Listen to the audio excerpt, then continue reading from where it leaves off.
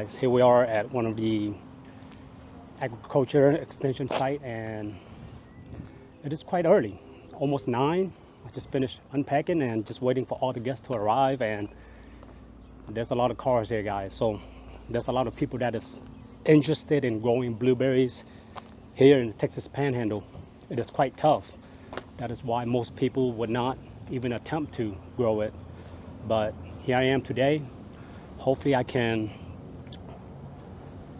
share some of my knowledge that can be of beneficial help for many others that want to do the same and grow for the kids and their family and for themselves. So yeah, guys, I am ecstatic, excited, a little bit nervous also at the same time. And look at that, more cars. So yeah, another 10 minutes and I'll take you guys along with me. So I hope you guys enjoy this video.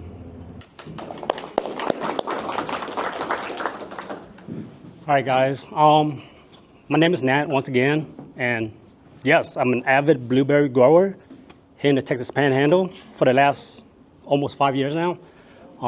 So I'm a little nervous, so I haven't given a presentation since college, so it's been almost a decade, so this is more nerve-wracking to me.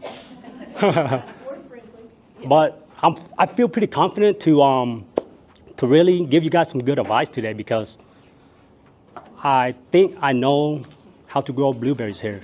I'm pretty confident. So yeah, I can't wait to get started. Right now, I want to say hi to everybody here. Thank you for coming out. The Randall County Master Gardeners. So hello, guys. Hi. Thank you. Look at that, guys. I don't want to count, but it's a couple of dozen of people here, and yeah, let's get started. Okay, so first thing first, thank you so much again, guys, for being here. To be here early and to want to grow blueberries, one of the hardest berries to grow here in the Texas Panhandle. So if you go to any nursery here, like I did 6-7 years ago, they would all tell you it's not feasible, right? So for anyone that like a good challenge, I mean a really good challenge, and I'm still learning, to be honest. Like, I'm tweaking it in because you will have to deal with our hazardous weather. This is, to me, the hardest place to grow anything. Yes. I've been to California, South Texas.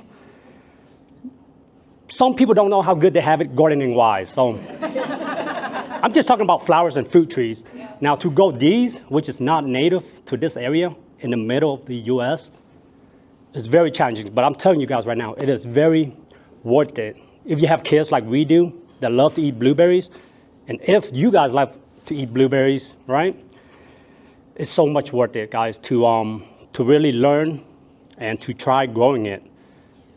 When I say try, you guys will fail, right? Even to this day, a few of my blueberry plants would die. And it will happen to you guys. That is how you learn. But by being here, I really hope that my guidance can be of help, right? To lessen those dead blueberry plants. So, yeah. Okay, so that's my proof right here. This is just one of my many blueberry plants. I have close to hundreds of blueberries. This, I brought inside my greenhouse to break its dormancy, because I knew I had to do this presentation today. So they gave me a heads up. Here I am. I'm growing it out inside of my greenhouse, and they are already flowered, and here they are fruiting right now. So clusters of blueberries. This hurts. This hurts, and I'll explain why, but it's worth it.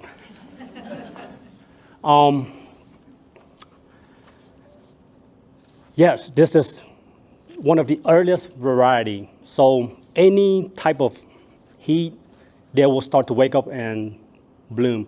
But I will talk more about that here in a second, okay? This variety is called a snow chaser, hence the name, snow chaser. It's chasing snow. It don't care for the snow. It will, yeah. Definitely not recommended if you don't have a greenhouse, but this is a very lovely blueberry plant, right? Okay. So I guess first thing first, I have to talk about variety. You guys will have to do more research on this because I can talk on that subject for hours on end, right? There are so many varieties. In my backyard, I have at least a couple dozen varieties. So the three main ones that you need to know of is the northern high bush. Northern, yes. So those are native to the north, hence the name northern, right? North, northeast, right? So those are one type of varieties. Okay, and then the second very popular one is the rabbit eye variety, rabbit eyes. So those are more grown in the South, Tennessee, Alabama, Georgia, Florida, right? So more hot and humid weather. Okay, and the third and most popular variety is the southern high bush.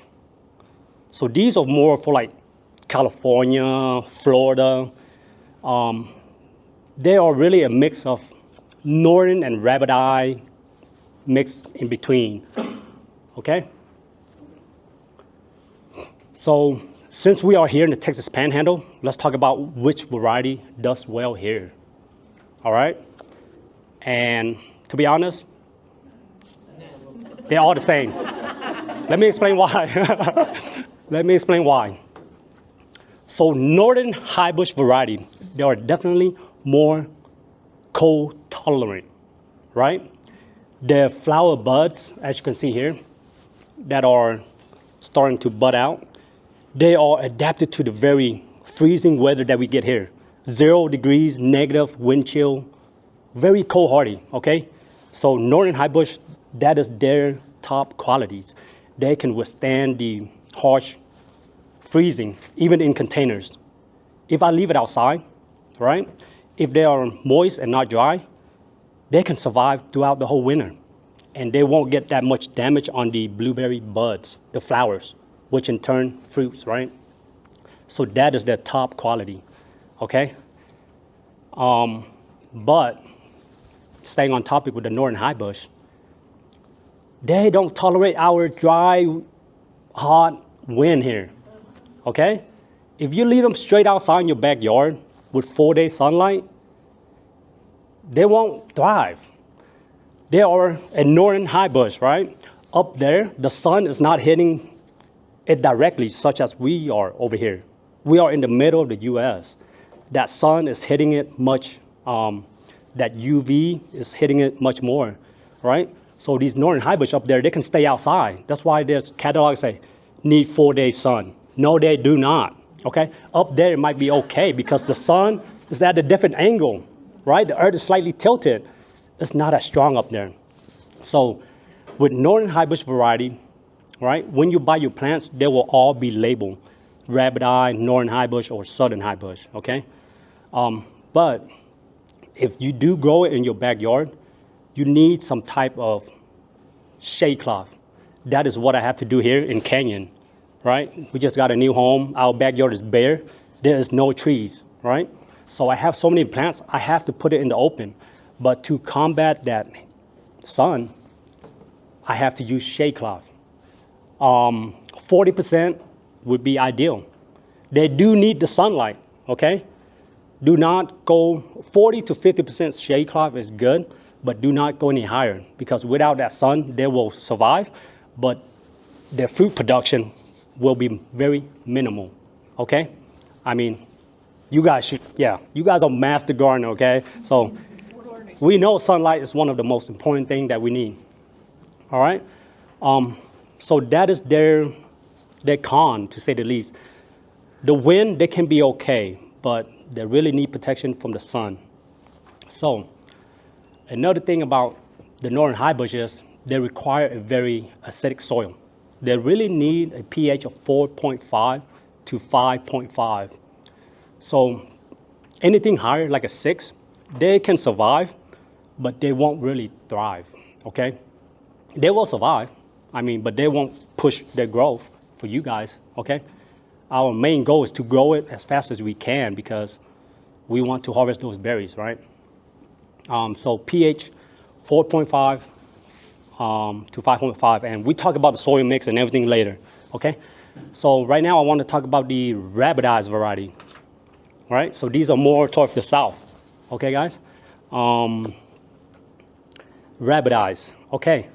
So with rabbitized variety, they are definitely more soil pH tolerant, okay? So they don't need 4.5, right? They can sustain 5.5, even 6, okay, guys? They can thrive in it. Poor soil, clay soil, as long as it's slightly acidic, those rabbitized variety will be fine, okay? But here's the con for the rabbitized, for this area, right? We get frequent late freezes. Right, guys? I've been paying attention to the weather ever since I started gardening, and we always, all my peach, my cherries, whatever it is, always get wiped out. But finger crossed, I have a feeling this year, I don't want to jinx it, okay? But you guys, I've been looking at the data. Last year, we looking good. I check next week. I look at the future monthly forecast every day, and I don't see anything dangerous. So I don't want to say it, but finger crossed, okay, guys? So it's going to be a pretty good year for everyone. I hope. Okay? I really hope. Yeah.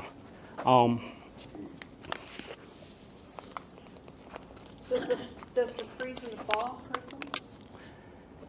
Good question. So with blueberries, not all type of varieties, they are very smart, right? They will adapt and slowly go from a growing stage, and they will slowly go dormant. They will slow their juice, right? So they will slowly slow down, and they will go dormant, right? Slowly in the fall. So that is how they get protection from those late, those early freezes. So they will slowly, but of course, if you have any weak shoots that are still growing, those tender growth, they will be killed off. But it's okay, there are so many branches, right? The majority of the blueberry will sense the shorter daylight, the colder night temperature, and they will adapt and turn dormant, okay? Am I talking too loud? I feel like everyone can hear me, right? Okay, it's been a while, guys. Okay, rabbitized, very tolerant of soil pH. But they have a tendency, the cons, right, to bloom early, as I mentioned earlier. So if you don't have any type of protection, such as a shed or a greenhouse, or bring it inside, the flower buds can really get damaged, and you will lose all your berries, and you won't even notice it, right? Like, I made a video a couple of days earlier talking about the critical temperature of blueberry buds. So let's say this guy at this stage, if it get down to 20 degrees, it will die, but you won't even notice it. It will die in the inside, so it will still flower. The bee will still come and pollinate it, but it won't turn into fruit, and you will question yourself, why are they not getting any berries? It's because of those critical cold temperature that we get late here when they are starting to wake up. What is that temperature? Is it freezing? So I can talk, yeah, but anything, if I see anything 25 degrees, I'm taking it inside, no matter what stage they are. But if they are, let's say, still pretty close off, okay, right? You see that bud? It's just slightly swelling. I hope, yeah. These can withstand down to 20 or more degrees, guys. You know what I mean? So if there's pushing out more into clusters of flowers, showing stage of it, anything below 25, you have to give it protection. But I'm confident they'd be okay too. But that's the thing, do you want to risk it, okay? So I have a video on that on my channel. I name my channel here in a second, and it goes much in detail into it. Today I really want to cover everything a little bit here and there. And then if you guys like, you can bring me back if you guys want, you know. So, yeah. Or maybe bring me back when there's fruits. When there are fruits, I carry them here. Yeah. So, That's up to them, okay? Okay, rabbit eye, okay. Tendency to bloom early, but I say that the northern high bush will still bloom early, guys, because if we have a week of warm temperature, like 70s, a week of that, they will sense that and start to grow anyways.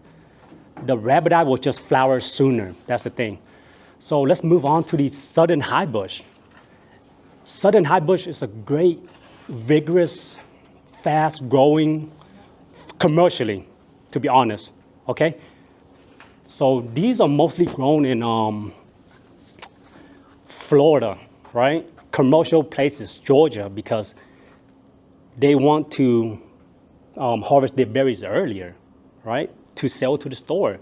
They make more money that way, right? So it makes sense for them to go with the southern high bush.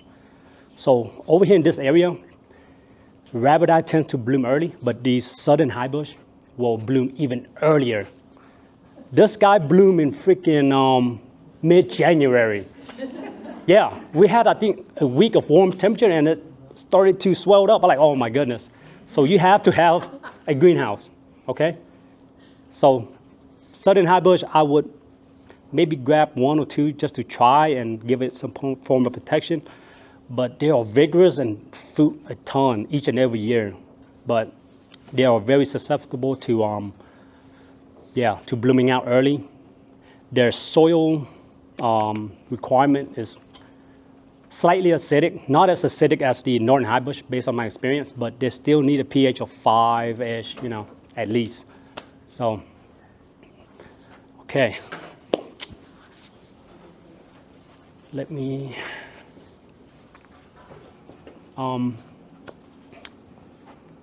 I think at this stage, let's go ahead and talk more about the most important step, right? And that is to have the correct soil mix.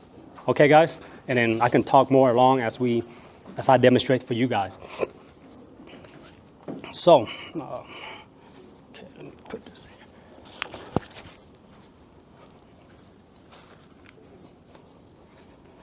Okay, so we know that blueberries, they need an acidic soil. Wait, my fault, guys.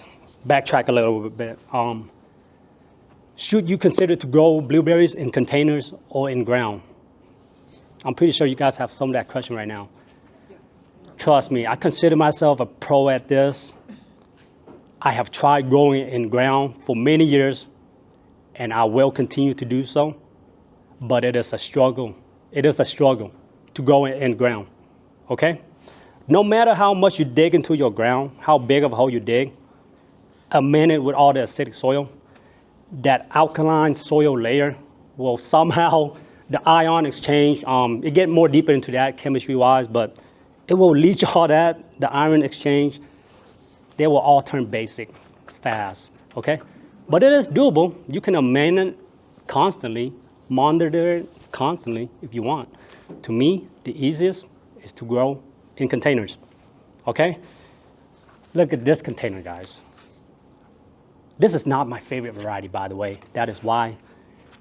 You see how thick the trunk is? It is almost 5 years old. I tried to leave it outside for it to die off, but they don't. Okay, so they can grow in a small container for quite a while. Their growth will be limited. They won't grow as fast, but they can survive in small containers. This is almost 5-year plants, guys. Back when it was only, I think, $10 at Tractor Supplies. Nowadays, the price, guys, ridiculous. Everything is going up, so yeah. But container growing is what I'm really good at, and I really hope you guys can do the same. Why? With containers, you can move it around, right? You will have to experiment in your backyard where it does well, right? In the winter, you can lean against your wall, right? And then mulch it. There you go, great protection. If it blooms early, you can carry it and move it inside, right? So that to me is worth it already. But the best thing about it is you get to control your soil pH quite easily, okay? And The only enemy against our soil in here is our city water. I'm pretty sure you guys tried to measure the pH of it before. It can range from 8 to 9, and man, with all the limestone here, yeah, it can get pretty high. So eventually, if you water that with those type of water, that will overpower our acidic soil mix. But I will show you guys how to combat it, okay? Okay. Before I move on, you guys have any question up to this point? How old is that one? Okay, so this, when I bought it, it was the size of, I think, this little twig. It was a tissue culture plant, okay? It was a tissue culture plant, and right now, the age, I'm trying to think when my son was born. Okay, so 4 years. 4 years, guys. This is basically production mode. And that one's 5. Yeah, Wow. it's because, like I said, I wanted it to let it be, and yeah. But of course I can't, I still water it, and that's why it's still alive, okay? It's a good variety. I'll probably graph onto it, but we'll talk about that later. I have a question. Yes. You said you can test the pH. Do you have is that what that thing is? Yes, I will get into it. Okay. Yeah, I'll definitely. We have another question over here. Yes, yes, sir. Containers, have you used grow bags with those? I have, but I have bad experience with it because the wind here, the wind will sublime the moisture from it quite fast. It will do great if you put some type of drip irrigation emitter on it to give it water constantly. So you get a lot of air and water, they will thrive quite well. But if you water hose it with that 100 degrees summer weather, they will dry up so fast, okay? So that is my short experience with it, yeah. And with grow bags, for me, it's much harder to move around without shifting it, you know? With a hard container, I can move it around. I have many different type of containers with licking tubs from the cattle farmers, or 15 gallons, 7 gallons, you name it, you know. So does it matter if it's terracotta or plastic or? I really recommend plastic, yeah. Terracotta can work, but like I said, that direct sun, that heat will really hurt its roots. Unless you put it in a filtered sunlight type of location, then you'll be okay, yeah. Are you to tell us how you build your soil? Yes, I will. Okay. After there's any more question, okay. At what year will it produce fruit? Okay, great question. So, when you are first growing your blueberries, do not, this is probably the biggest tip.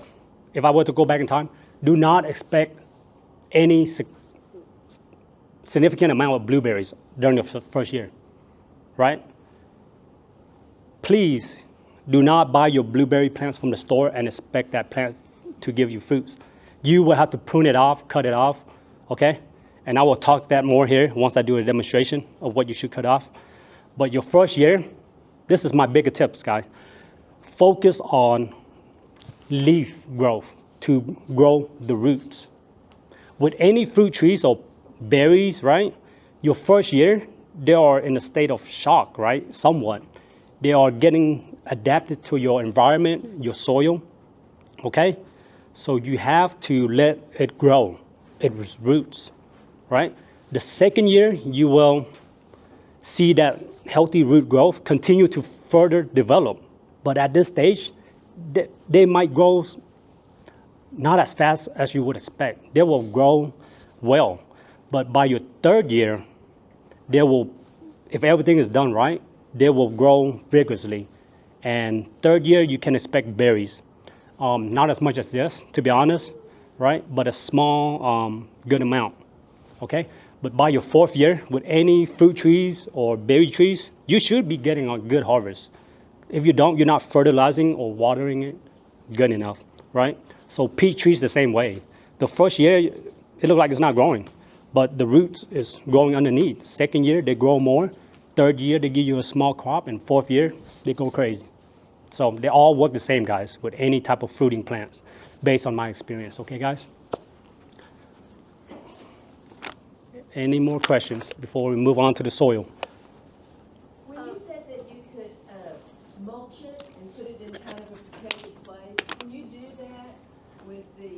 Yes. Northern high bush? Yeah. Northern high bush. Heck, northern high bush. I told you already. They are very cold tolerant. They can be left unprotected, like I did this year. Right. I have so many blueberries. We just moved. I did not mulch it. I just pile it all against one another, against our fence. Normally, I get a lot of straw bales and hays and, mulch it. But this year, they just sit outside, and I already dissected a few of the flower buds and checked the branch, and the majority of them is still alive and well and will produce berries. Is that big one the northern or the southern? This is the southern. Okay. Yeah. So southern high bush, rabbit eyes, the flower buds are less cold tolerant also, right? If we get down to -5 wind chill, 0 degrees, some of the flowers, even when it's dormant, it might get killed off because that wind combined with that cold really sublime the moisture from the blossom, right? And the plant is not able to suck in the moisture from its root because it's not growing, it's dormant. So if it's dry, it's dead, right? That is the thing that we have to deal with here. The very heavy wind. One day be warm, super warm. The plants be like, oh, summer is here. But then the next day, we know a strong southwest wind will be followed by a very cold day, cold north wind. I don't know if you guys noticed that, okay? But if you live here long enough, you should know, right? That is why that hot and cold really, man, yeah, it's tough. So, yes. How do you know if it's dead or alive still? Okay. Okay. This is the only example I have. This guy, man, I'm telling you, this is a hardy guy. So most of the damages will be on the end of the branches. It will just be dry, right? You can bend it and break it apart, right? And then right now it is slightly growing. It is growing, but when it's dormant, it's brown. It's very brown. It's hard to tell, but like I say, if you see any type of gray, black, or brittle branches where you can't bend it, it's pretty much dead. And then the flowers blossom. You can squeeze it. It will just flake and dry and fall apart. So should you just get rid of the entire plant, or is there? No. With blueberries, with the damage, it will be mostly to the branch. The roots and everything, they will still be able to survive. It does not matter if it is southern high bush or rabbit eye. They will survive our cold here. So You will trim just it get off? some, yeah. Just trim it off? Yeah, I will demonstrate that here, yeah. Yes. You said to use maybe shade cloth. Mm-hmm. So will it grow in like a filtered light, like shade under a tree? Yes, or- that is the perfect spot. Okay. Yes. So back at our old place, we have a lot of trees, fruit trees. So it would get like morning sun and then get shaded in the afternoon a little bit, and then it would get some afternoon sun, but then it will get some shade again. Those type of area would be good. And then if you have like a large oak trees, whatever, filter sunlight, you can put under it, okay? It'd be fine. Just do not let it sit completely under the shade. It needs to have some type of sunlight for that photosynthesis, okay? Yeah, but just basically not direct sunlight all day, every day. Like it need half day of sun, right? So, yes. What kind of pests or diseases do you deal with? Oh, good thing over here, I haven't noticed that much type of disease or pest. The only thing is would be fungus gnat because I have it inside our greenhouse. But like scale or whatever else, I don't notice it as much, right? I'm pretty sure there is, but I have so many, it's very minimal, you know? So, yeah, the bugs, yeah. I don't think they like the weather too, the hot weather, so. Yeah, we are not humid here, so that's the good thing. We won't develop like mold on the blueberries, right? Because it's dry, it's just dry and hot here in the summer. What is the favorite pollinator for that? Okay, so when you search blueberry pollinator, you see a lot of bumblebees, right? Over here, it's very rare to see them. I used to see them a lot, but now there are still a lot of bees. I don't know the name, but there's a lot of small bees flying around. I'm guessing wild bees, wild berry bees, they can pollinate it. Yeah, and even flies. Even flies will pollinate your blueberries, right? Inside my greenhouse right now, every day, our citrus is blooming like mad. So all type of flying animals is in there. Large bee, hornets, flies, those hummingbird, moth, they're all in there, and they will all pollinate your blueberries. Now, the wind is probably the most important pollinator, right? So with each blueberry blossom, I have looked at it quite frequently, and just one blossom, guys, when I shake it or anything, you could see, I'm talking about thousands of tiny pollens flying around. So imagine all these blueberries close to one another. Just that slight wind like this will shake all that pollen, and they will all stick to one another. But bees does help, okay, to get you a much larger harvest. So I forgot to mention earlier, blueberry do need a pollinating partner. You need many different varieties that would help. Do not just buy one variety, okay? But based on my experience, look at this guy. He was the first to bloom out. There was no other ones. It still produced a heavy crop. So it really depends on the variety that you're about to purchase, okay? I don't know each and every one, but the majority of them will be somewhat self-fertile. The many other varieties for pollination will really increase its berry size and production. That is pretty much it. But if you have one or two, they will still be able to produce fruit, okay? Maybe not as many or not as big. But with blueberries, you have to grow, you can't just grow one, guys. Not two, right? Not three. I would say a minimum of 4, right? Minimum of 4, okay? Because one probably gonna die, one won't. It's a very finicky plant, guys, okay? So the more the merrier. That is why I'm here. My obsession, hundreds of them. Yeah. Every year, there will be always one that die off, so. Except that one. Yeah, except this guy. See. All right, excuse me a second. Okay. Okay, any other question before we move on to the soil mix?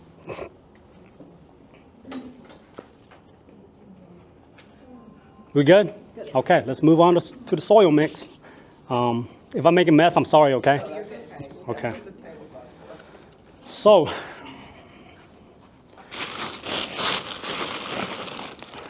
these will be your 3 main ingredients. And I guess let me move this over here.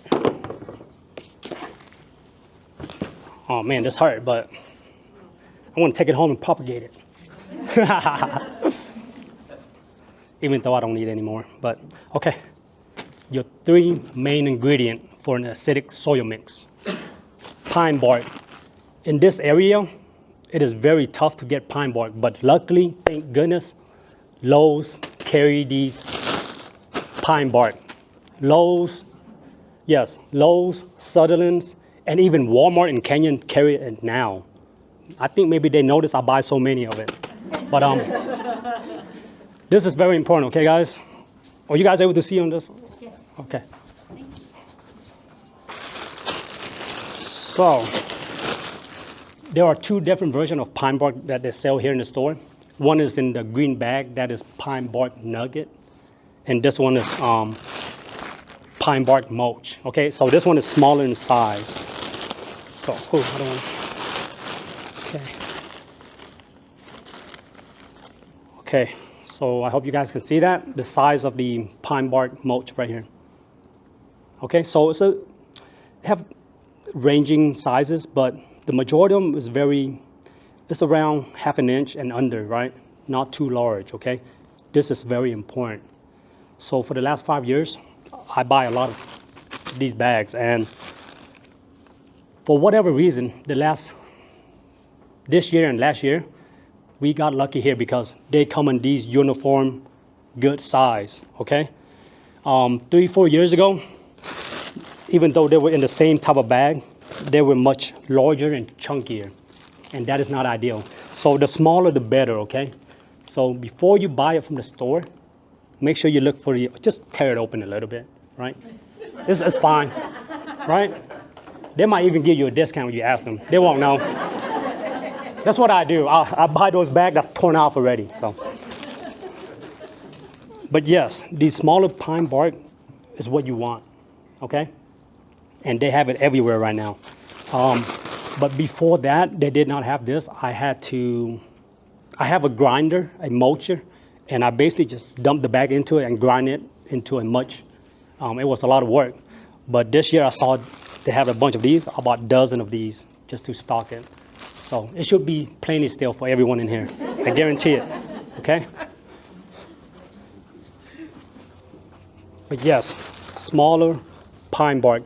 These will have a pH reading of 4.8 to 5, very low 5 pH. That is the perfect pH, okay? Trust me, I know because I measured it with my tool and every different method, okay? And from literature. So take my word for that, okay? So pine bark, which I have here. Now the second most important ingredient, it's not dirt. It's sphagnum peat moss. Okay, guys, you have to use peat moss. There's a lot of people out there like, hey, it's a lot of opinions, right? Some people really care about the earth, right? And they don't want to use peat moss as much. You can substitute it with coco coir, but how long is that going to last in a container, right? This container here is going on its 5th year, and I don't need to repot, right? Coco coir, you might have to repot it every few years or quite fast. They will break down, okay? So peat moss is the perfect. If you are growing so many blueberries like I am, a dozen and up, you have to use peat moss, okay? There's no other, I would not advise any other method, guys, okay? Peat moss, because peat moss is very acidic, pH of 4.5 to a 5. Now, not only they are very acidic, which we need, they retain a lot of the moisture that we need, okay? Especially here in the Texas Panhandle. And blueberries, they love these boggy area where peat moss is present naturally. So peat moss is very important. So pine bark, peat moss, and this is the third ingredient, just perlite, okay? Perlite. These, I highly suggest, if you don't know about the website, man, if I'm posting this video, please amleo, amleo.com. They sometimes offer free shipping. So you can get a big commercial bag. I don't know the price right now, but for around $40, I think. Don't quote me on that. But I would order it online if they have free shipping. You can get these at the store, but the price is so high nowadays for just a small bag, right? So get it bulk on amleo.com. So it's perlite. What perlite does is basically give your soil mix aeration. It is not affecting the pH. It's just giving those the soil area for air, for the water to drain well, right? And to hold water slightly also, okay?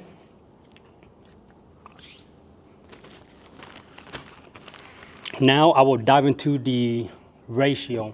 Very important. To be honest, you can grow blueberry in straight peat moss. You can grow your blueberries in straight pine bark if you choose to. For example, if I grow my blueberry plants in straight pine bark, what will happen? The water will just flush straight out. Will you be constantly watering your blueberries every day? Yes. You are? Then you can grow your pine bark. Yes, exactly. Okay, you can grow your blueberries straight peat moss. right? You can, but eventually your roots will grow at the same time. And guess what? Your peat moss by itself will dry up. And you know about peat moss, right? When they get dry, it's hard to re-wet them, right? If you ever notice with container growing using peat moss, if you have a dry area, it's hard to get it to re-wet. So that is why you need to mix them, okay? So now, of course, blueberry would not be able to grow. I'm pretty sure you can, but it won't thrive in straight perlite. It just, there's no acidity, no, yeah. So now we need to create a good ratio. What we want is a mix that well draining, retain moisture, right? And have a lot of aeration in the mix for the roots to travel and grow, okay? And for the soil to be not compacted while staying acidic. That is all it is, right? You can make a custom mix depending on your area. So I am still finessing my mix, but this mix that I'm about to present you guys will be a good mix to start out with, okay? I just really hope you guys can understand the basic of what it does. That is really what I'm trying to get to show you guys. Okay.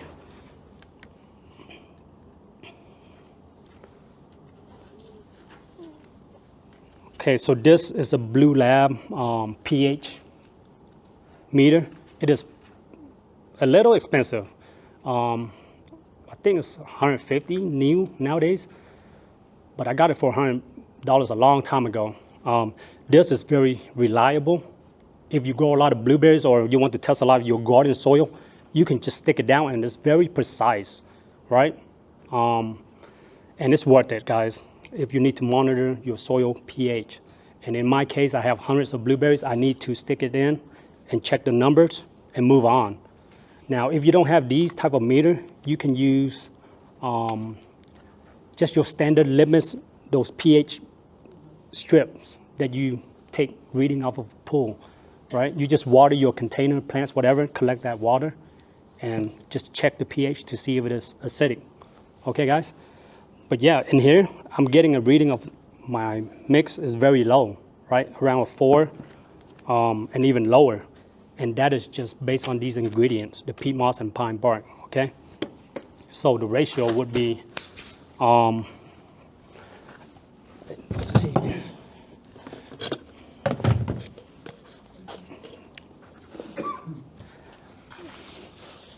Let me go ahead and create a little mix here for you guys. Okay, put this here.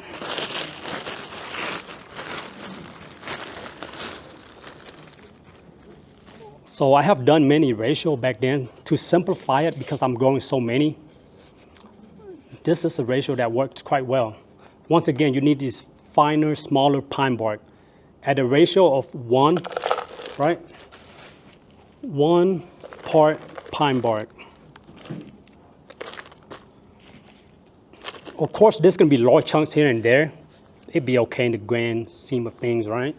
So this is 1 part pine bark, right? And then your peat moss will also be 1 part, right? Very easy, guys. 1 to 1, okay? Back then, I was just experimented 3 to 2 to a quarter, etc. They all work the same. They'll be fine. But here is the next part, okay? So with peat moss, this is very important also. Make sure whenever you bought it from the store, you open the bag, it is moist to the touch. Very important. It needs to be slightly moist to your hand and not completely dry. Some bag, if it's unopened and been sitting there, it can get quite dry and you use that mix, it will be very hard to wet it in your container. You water it, you think it's moist, but it will stay dry, right? So make sure it is slightly damp or moist to your touch, okay? So just a tip, so 1 to 1, okay? Okay. And now it's the perlite, okay? So with perlite, this is where you get to experiment on how often you have to water and how often you don't have to water, right? Depending on where you live. I'm just giving you guys my mix based off here in Canyon, in my backyard with a shade cloth. But I like to do a third, okay? Close to a third, but not a half. So 1 to 1 to a third of perlite, okay? You can use a quarter, right? If you choose to. You can use a half if you choose to, but do not go higher than that, because the more you add of this, the more watering you will have to do, because the water will just go straight through it, okay? So 1 to 1 and a third is what I would start out with. Okay, guys? Now, don't blame me if you buy some pine bark and it's much larger than this, okay? Stay with the half-inch size, because if you use a nugget, your water will just flow right through, okay? So 1 to 1 to a third, and all you got to do, just mix it by hand with gloves, whatever. Just get it all mixed real well, and that is a great blueberry soil mix to start out with, okay? Once you get into it deeper, you can experiment, which I am, and it's been working quite well. I mentioned it right now, but this is not straight perlite. There's a secret ingredient in there. Maybe on the next meeting. No. I really want to delay it, but you know what? Working at a auto body shop, right? We use a lot of, I don't know if I'm pronouncing it correctly, DE, diatomaceous earth, or OT sort from O'Reilly's. Shout out O'Reilly's, man. But those oil absorbent, right? When there's an oil spill, whatever, diesel spill, I just pile them on and soak in all that water with a very small amount. Now with DE, man, I have looked up online. There's a lot of members, other blueberry growers, they are doing the same thing. So why DE works so well is, I mean, this is, you know, for you guys if you choose to use it, but those DE soil, they hold a lot more water than perlite would. They have a lot of more porous in the structure. They can hold 100-something% of its weight, basically, more than perlite would. And they don't break down, guys, right? In California, what they use in substitutes for perlite is mostly pumice. They have a lot of that available over there. So the Master Gardener over there, that's what they love to use, pumice. But if you guys can find that, you can use it also. But perlite, to keep it simple, that is what I would use, okay? So that is just all right? Any questions?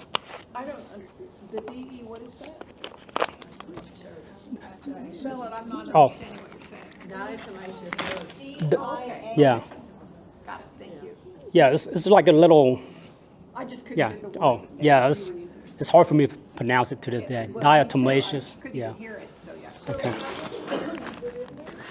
A third. Oh, I mean, if you use the DE by itself, you can go, like I say, you can experiment, you can use a quarter, right? At least a quarter of it, right? Or a third if you choose to. But over here, my mix is just half and half, and then I just mix it together, yeah. And then use a third of this. This is not really important, guys, but that DE does help to retain the moisture in the hot summer months much better, okay? Based on my experiment last year. So I'm not well, but so far it's working good. So that diatomaceous earth, is it pelletized? Well, the Insect control. okay, yeah, no, these are much more. It's more of a grainy, rocky looking, yeah. Not the finer DE, okay? Do not use the finer powdery for insect control. It needs to be these rocky, chunkier, yeah, 100% DE, okay? How much is in that bag, would you say? Half and half. Half and half? Yeah. But like I said, please start out with perlite first. I'm only been doing this for a year with the DE, and a lot of other members been having good results with it, but I don't want you guys to buy the wrong material and, you know, yeah. But 100% DE, Opti-Sort from O'Reilly's. Okay? Someone raise a hand here?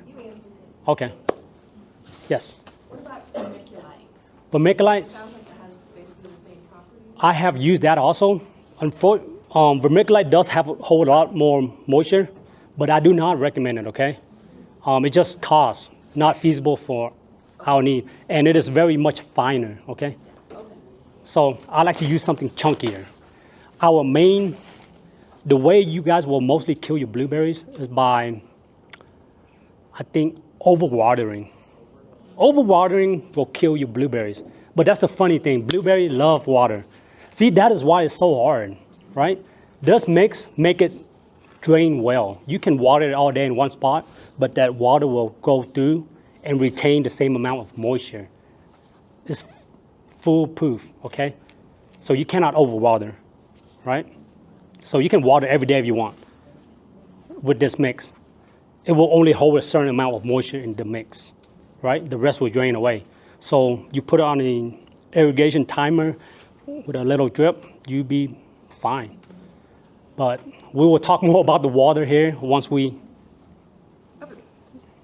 How long before that soil mixture breaks down and becomes a little more compact? Good question. I'm still waiting to discover it.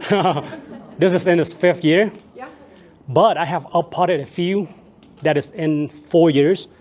And these pine bark will take a long time to break down, guys, to turn to mush. I will look at the bottom and they will all still retain its shape pretty much. Yeah, the pine bark, the perlite, well, that is why it's very important to mix it together, right? Now the peat moss, they do break down, guys. They do, the roots will eat it. They will break down and eat it, right? How do you explain when you, let's say for example, this tree, 5 years, where is it all its root is growing out to? It's breaking down the peat moss in here, right? It's eating it in a way, guys, okay? So you will lose some to the drainage hole down here, but the majority of the peat moss will slowly break down and turn to mush and turn to water and leach out. Yes. I think I've read that you could use coffee grounds. Do you? Yeah, you can. Like in the soil or as fertilizing? I don't I know. would not put it into the mix. I would top dress it. Oh, okay. Top dress it, and I will talk about the fertilizing here. Man, what time is it? It's an hour. I can honestly talk all day if you guys want to be here. There's so many topics. Okay, let me charge my phone. But an hour, guys. I have an hour left, and I will cover that. Yeah, fertilizing and all that after we move on here. Yeah, like I said, you guys got to bring me back, okay? I'm doing this free. Any other questions? Soil mix. Like I said, I do have a channel, so you guys, if you have, you can look it up, you know. Pass that around and No, just tell us what it is. Where we can just, people can just look at it while you're. Okay. Or no, that's the one you mixed, the little one. The little one. Or is it- Well, this is, Okay. yeah. All right. We'll just look at it. I can put a bag on it. No, that's okay. Okay. We'll look at it. Okay. What is your channel? Nat Backyard Garden. N-H-A-T? Just N-A-T. N-A-T. Yes, and then Backyard Garden. Is that okay if I shout it out? Okay. Yeah, he's got a lot of stuff out Yeah. Is that a YouTube? Yeah, on YouTube. Okay. Yes.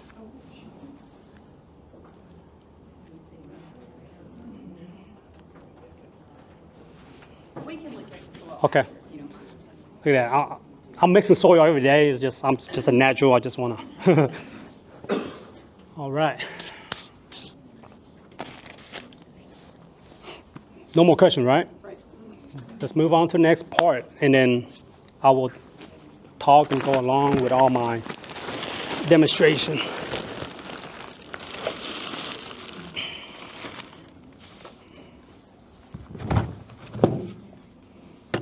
Where did it go? Okay. Okay, so I'm guessing this guy don't want to die off, so we're gonna transplant it today to a new container. And I will talk more on the subject, okay? But let's, for example, imagine this is a plant that you just bought from the store, okay? Unfortunately, right now,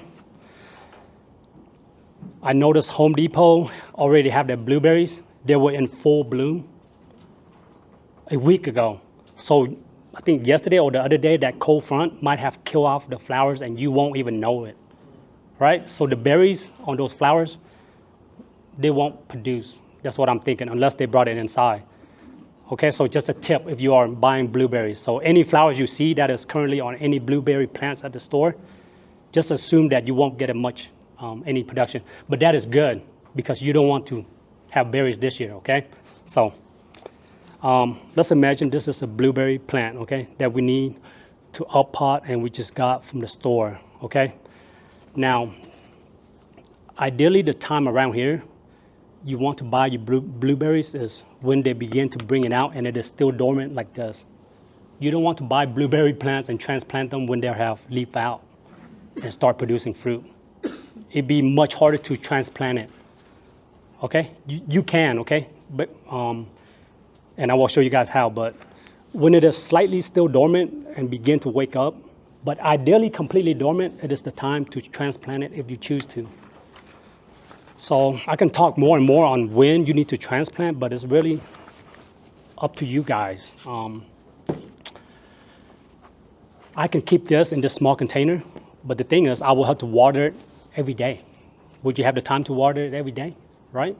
So if you put it in a much larger container such as this, you are good to go. You just got to water it once a while, right? But the thing is, it's going to be much heavier for you to move it around if you need to, okay?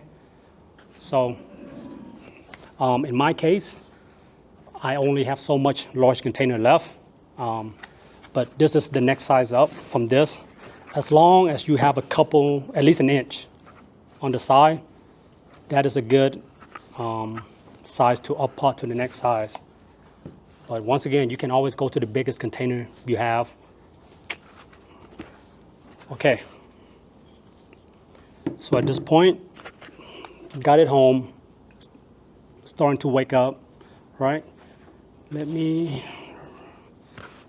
just gonna rake these off right here.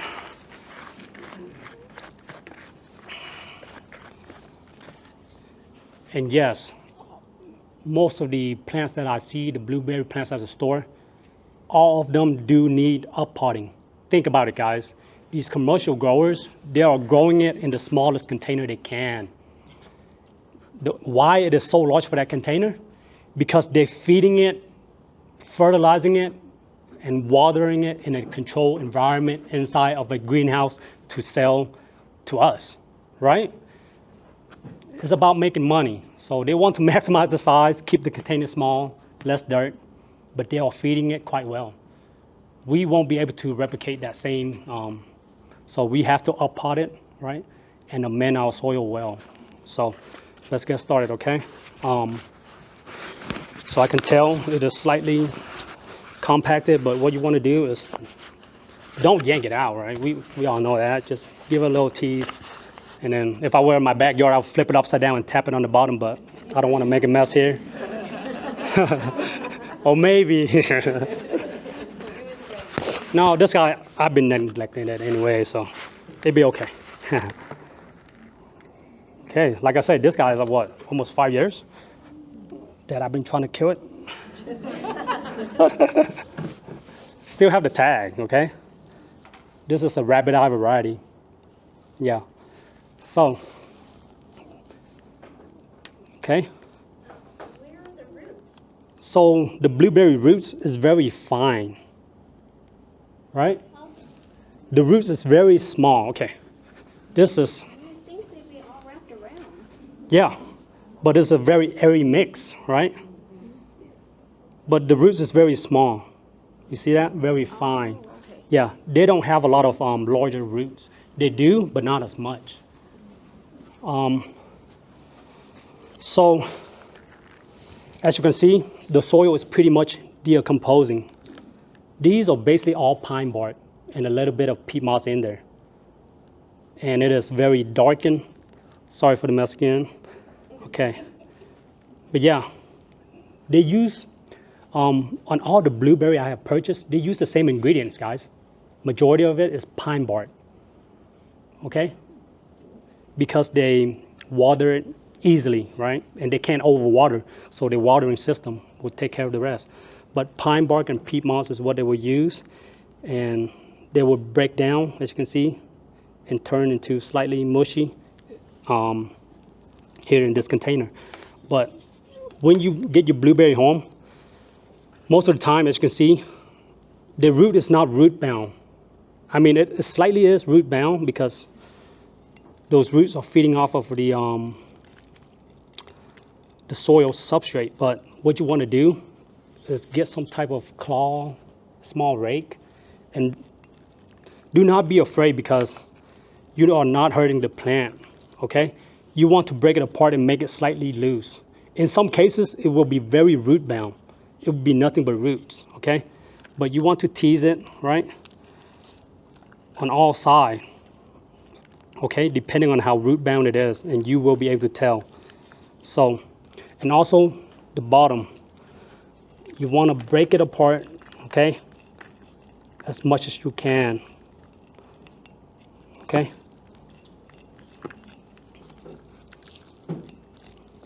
So on this side, there's a lot of roots, okay? That it just tangle. Sorry, oh my goodness, I feel so bad. I'm making a mess. But you can do a lot more than this. If I were at home, what I would do is get a water hose and just really get rid of all these old soil and have the roots, just the roots remaining. Oh, you would? Correct. Yeah, Okay. because it is slowly waking up, it'd be fine. Now, if it was leafing out and a lot of flowers on it, right? Then if you break it apart, it will be in a shock state, okay? But if they are still semi-dormant, slightly waking up, you can mess with it all you want. And yesterday, I ordered more blueberry plants and it arrived from Georgia and it already had blueberries on it. It was leafing out already and it was from Georgia. And they shipped it to me in a plastic bag in a box with no dirt, guys, but straight roots, just roots. And that roots was moist. They know those plants gonna survive, right? And it will, but it will be a lot of shock to it. And like I said, I can talk more on that subject. But for now, we just imagine this as a newly bought blueberry plants. Just make sure you rake it on the side. And the reason why we want to do this is because when it was growing on this container, the roots is starting to circling the smaller container. That is what it's used to, right? Going in a circle. So now we want to loosen it. So when we put it on our new soil mix, our new container, the roots will be able to travel outward and not get root bound, okay? So yeah, when it's dormant, you can really tease it as much as you want, okay?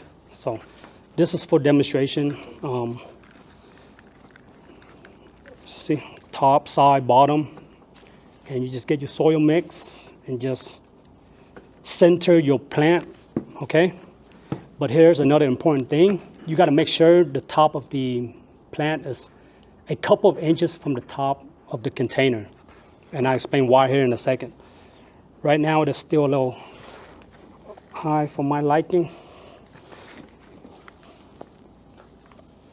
Ideally with this size, this age of the plant, I should go a larger container, but like I said, it's for demonstration.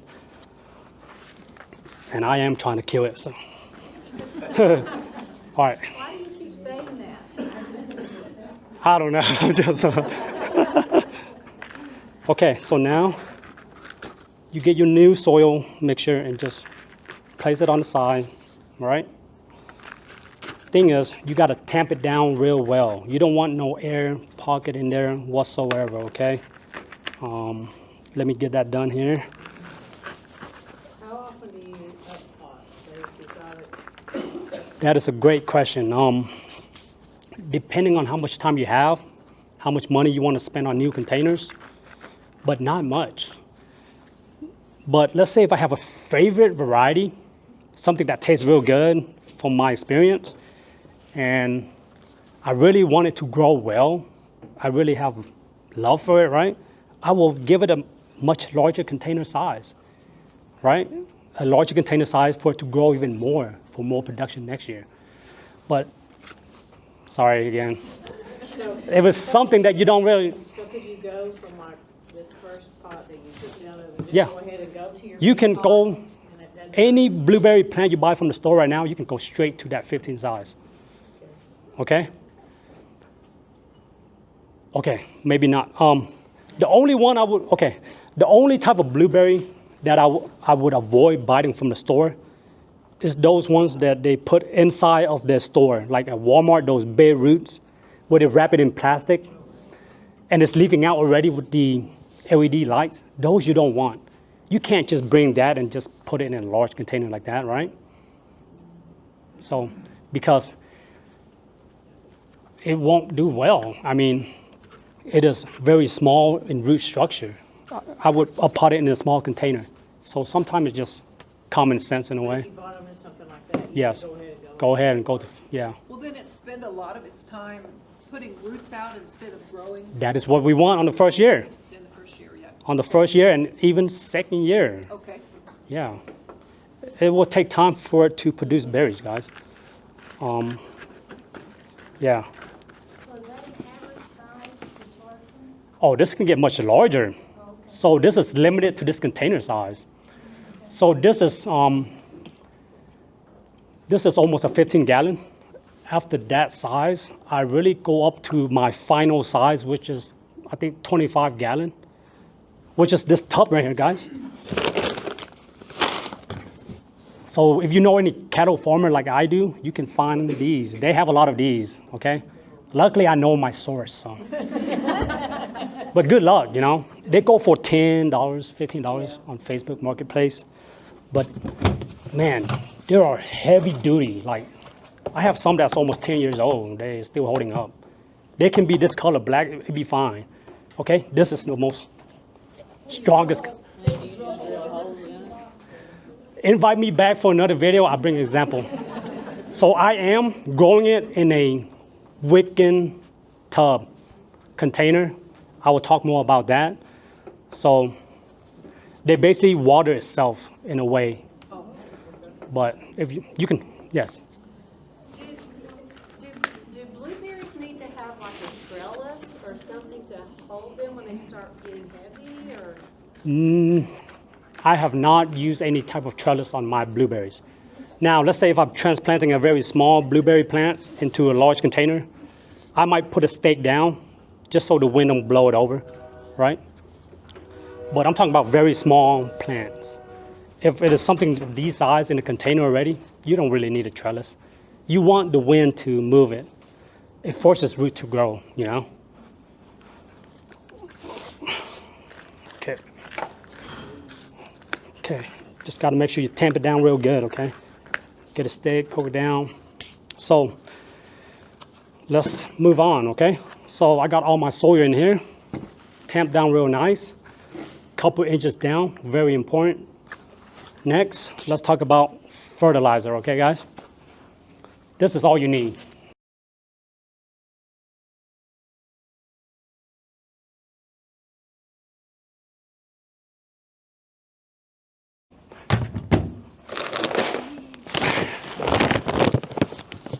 This is the cheapest, most economical way to fertilize your blueberries here in the Texas Panhandle.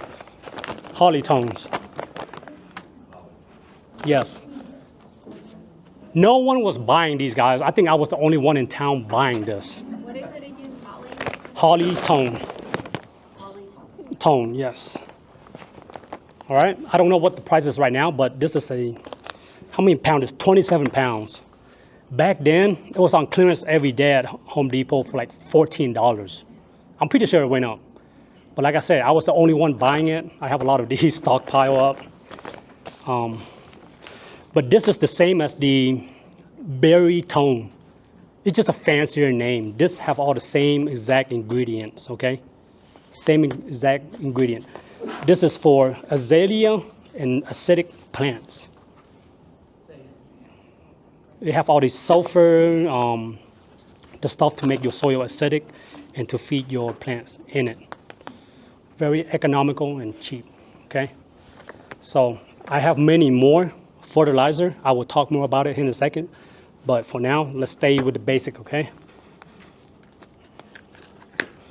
So now all you need is just top dress your container with a handful or two, right? Just don't dump the whole bag in it. This is organic. Your plant won't eat it all up instantly. It won't kill your plants unless you just dump it in here. A handful or two or three, be good. Just work it in the topsoil, and with time, it will slowly break down, acidify your soil at the same time, and to feed your plants at the same time, okay? Holly. So with this, I apply maybe just 2 times a year. Right now, when I'm transplanting, when it is starting to break its dormancy, I remove the mulch and apply this and re-mulch. So early spring, late winter once, and then in the middle of the season, okay? So sometime in May or June, I would say around this area, June. And I will talk more about why you don't want to fertilize late in the season here in a second. And if I do forget, remind me, it's very important. Do not fertilize late in the season. Please remind me if I forget that. And up to this point, I'm probably forgetting a lot of stuff, but. I think we're getting the basics. Okay, good. Okay, any question before I move on with this fertilizer? Holly Tone. Trust me, this is the cheapest. There are many other ones, but this is the cheapest and most bang for your buck, and it worked the best. Okay? I'm sorry to interrupt. Can you say again when you were saying, I think I missed, when you fertilized, you said like June? Did I catch that? So once in early spring, late winter, and another one in mid-June. Yeah. Mid-June, early June, late June, as long as you don't fertilize in July. Okay. Yeah, because these will be spent in a couple months. Yeah, 2-3 months. Thank you. Any other questions? No? Okay. So now let's pretend a couple handful here. I don't want to open that bag, okay? It's gonna stink up in here. But get it. I would do 2 handful, right? But let's say if this container this size, I would put 1 handful, 2 handful, 3 handful, maybe even 4 handful, right? So 1 handful, 1 handful. Work it in the top of the soil. Now here is a very simple step, but it must be done. And it is the easiest to do. And that is mulching it heavily on top, guys. You have to mulch. The blueberry root system is very shallow, okay? That is why they do so well in container. And with the dry, hot heat we get here in the summer, you have to have a layer that is very well covered on top of our blueberry plants. That is why you need a couple of inches before the top of your container. And when we planted our blueberries, we don't want the soil to cover the top of the, right, the plant where the soil level was. But with mulching, you can pile it near it, and even in my case, it's above it, okay? So the mulching is very important. And make sure you check on your mulching also, because the wind, right now after this, that is what I have to do. Remulch and fertilize all of my plants because the wind have blown them all away. I'm talking about a couple of dozen of pine bark amount just blew away from the wind, guys. So you got to monitor it, okay? And the amazing thing with the mulch is they will break down during the season and create a new top layer on the top for our plants, okay? Final thing you gotta do is water it in real well. Get rid of all the air bubbles, okay? Any question to this point? And I'll move on. Mulching is very important. Use pine bark, okay? Do not use those color mulch, right, that you see at the store. Only pine bark, or if you have the time or know anyone with pine needles, use those. Those are very good mulching materials. Sometimes I even go to the park and rake those pine needles, break it, and use it as mulch. It's very beneficial. I have a lot of pine cones can you break those apart? If you have pine cone, you have pine mulch, no? I mean, chop it all up, you could use it? Pine cone, if you have the time, I mean, if you have the time, you can. Heck, I would even experiment and put it in the soil, you know, chop it up. Could you fill, like in those big pots, could you fill the bottom like a third full of pine cones? And then I would not. You wouldn't? Yeah, they would drain the same, to be honest. I mean, if you want to save you money on soil and all that, you can, but I've never done it. I'm not going to tell you no, you know. So, yeah. I have a question about water. You said our water was bad. Yes, that's where I'm going on next. Watering is very important here. So, up to this point, everyone's good? Okay. Let me check my phone, make sure my wife and the kids there, everything is fine.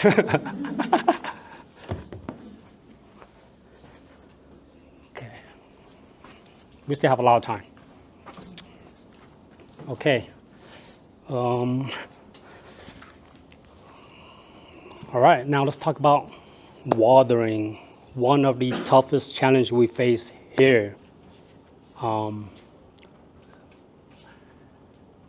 Most of my watering is still to this day done with just your garden hose water. Okay, when I say most, maybe 60% of it.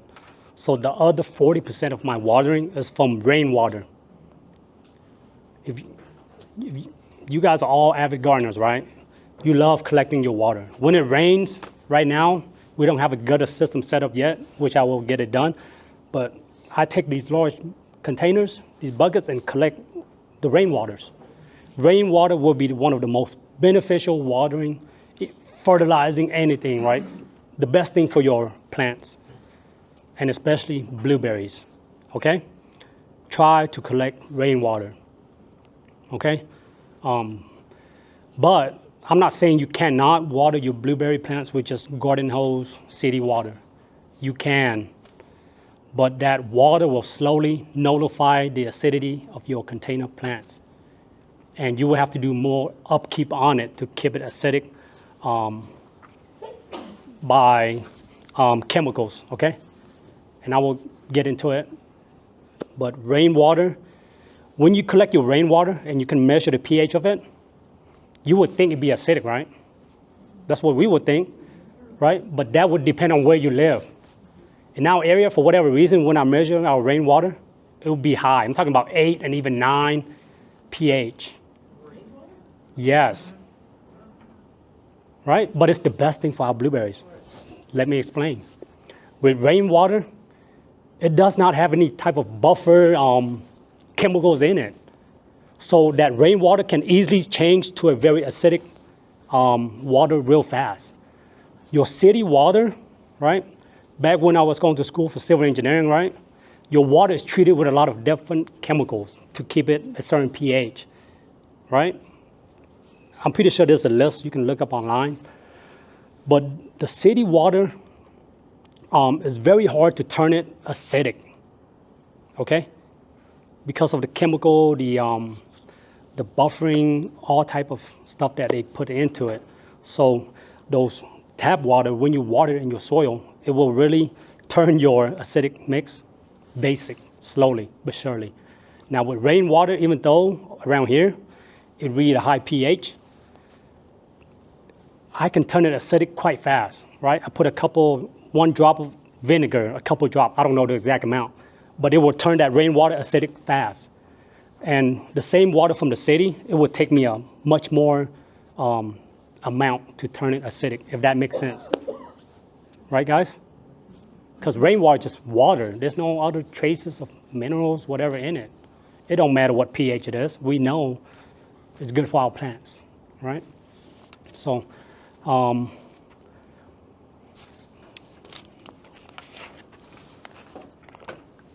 so yes, if you have to, you can water your plants with garden hose water, but when you can, and there is rainwater, you should use it. You will see the immediate effect of it. So what do you do when you have a lot of blueberries in containers and you need a lot of water, right? Sometimes we go for months on end without rainwater, okay? So this is a much more, I can talk on and on about how you can go acidifying your city water, but very basic, your cooking vinegar, right? I have used that. And extreme cases, sulfuric acid, okay? If anyone get hurt, please don't blame me, disclaimer, okay?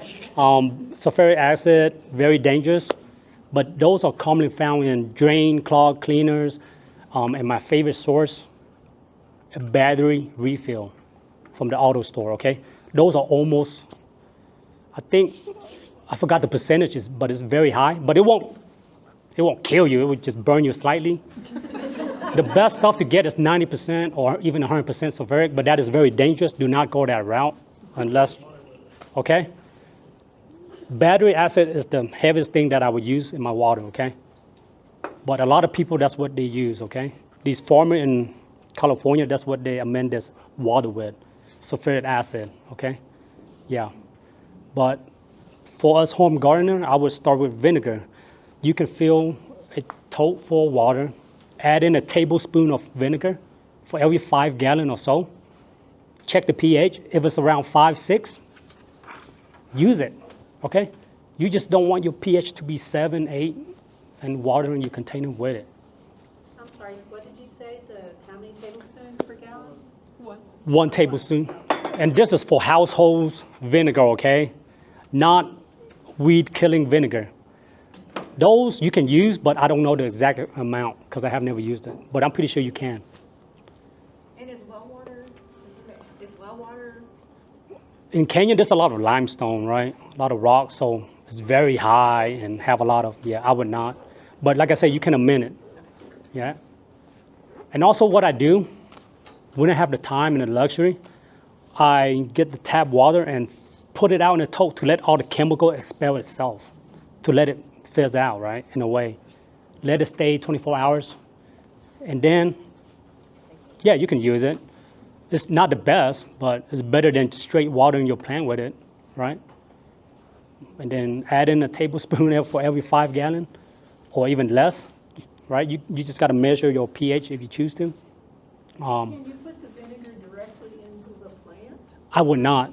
I would dilute it. Dilute it in the... Yes, yeah. It's a lot of work, guys, like, man.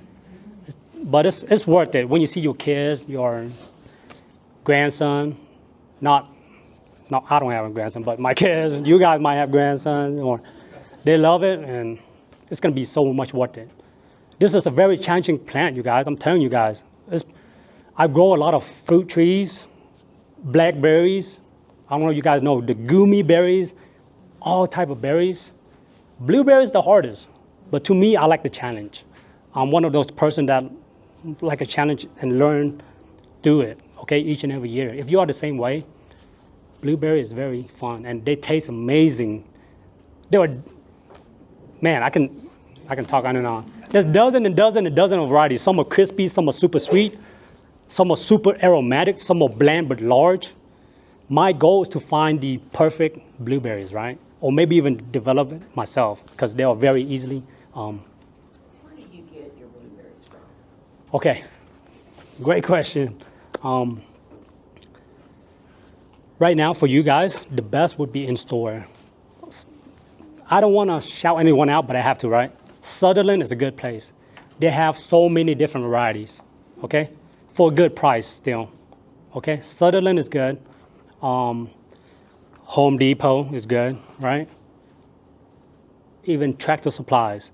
But Tractor Supplies bring their blueberry out very early. And I still go check them every year. They bring out the same variety every single dang year, and I still go and see what they have, right? But they bring it out in late January.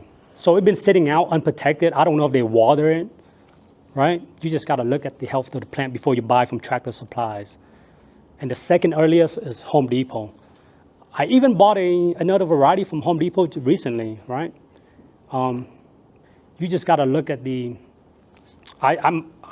it's on my channel. I made a video on how to select good ones and all that, but I can go on and on. But Lowe's will also carry them later in the season.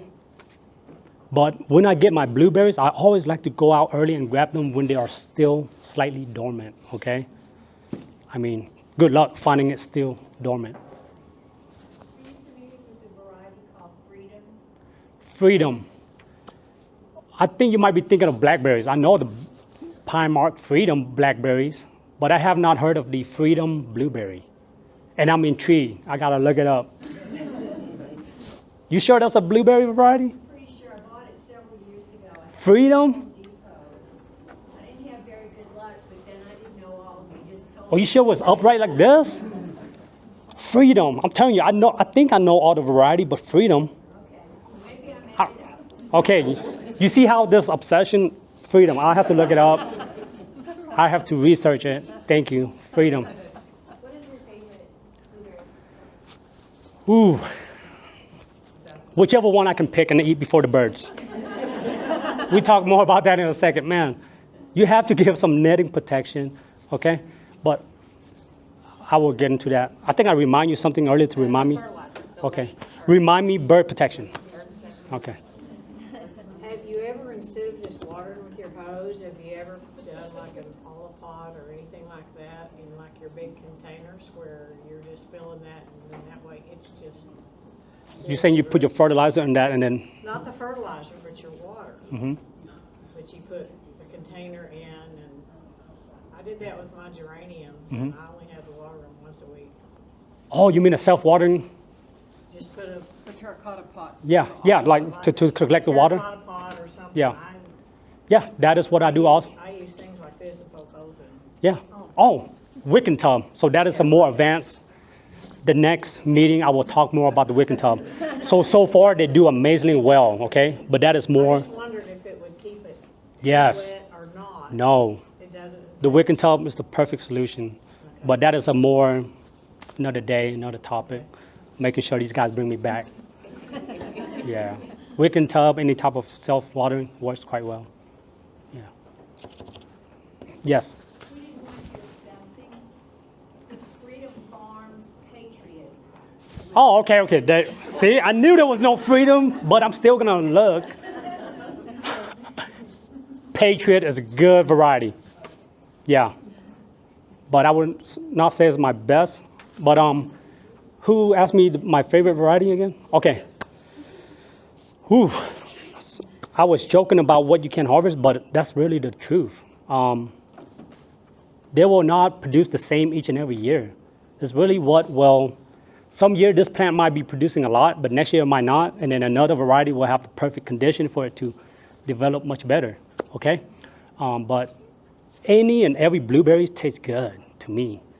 The only thing that would affect the taste is really if we have rain a week before ripening, or if you water it too much, it's going to dilute the blueberries and there will be no flavor.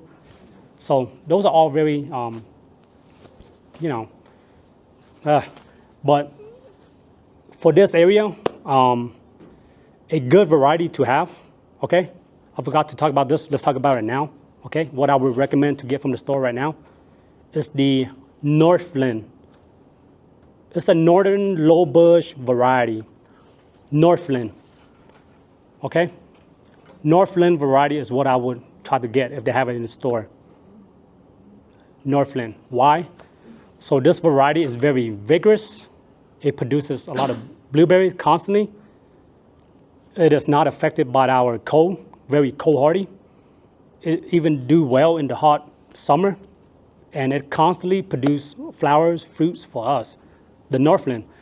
The fruit, of course, is not the largest, right? It's not the tastiest, not the most aromatic, right?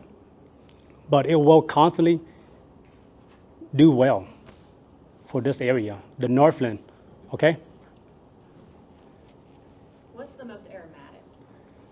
I'm still on my quest, right? So it's very subjective. That is why I love growing blueberries. It's very subjective to each and every person on your taste buds, right? What about the largest berries? Okay, let's talk about large berries, right? That is a subject I know well. So the northern high bush chandler is very popular throughout the U.S. because of its size and its cold tolerant nature. Chandler, if you can find in the store, I would definitely get. When you see a blueberry larger than a quarter, do you care about taste? Heck no, right? When you see a blueberry this size, your kids, they don't care. They just, oh my goodness, they just eat it up, okay? So that is, you get what I mean? Now, of course, the most, okay, right now, thank you, Home Depot, dang it. Sweetheart, there's a variety called Sweetheart at Home Depot. They have it right now. They have it in a large size, like twice, double the size. But it's a little expensive, $40. But that Sweetheart is very aromatic, crispy, and tasty. But of course, you know there's gonna be con, and I will talk about it right now, okay? The trade-off is they are not as productive. That Sweetheart won't be as productive. But supposedly the Sweetheart will produce one of the rare variety to produce twice a year. But for most people throughout the US, that's not the case, okay? It's very rare. You have to have a good condition. Yeah.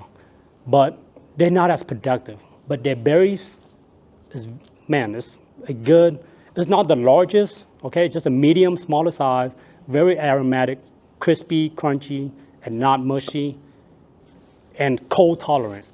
That's a good thing, okay? So I ordered 6 of those bushes from the Canyon.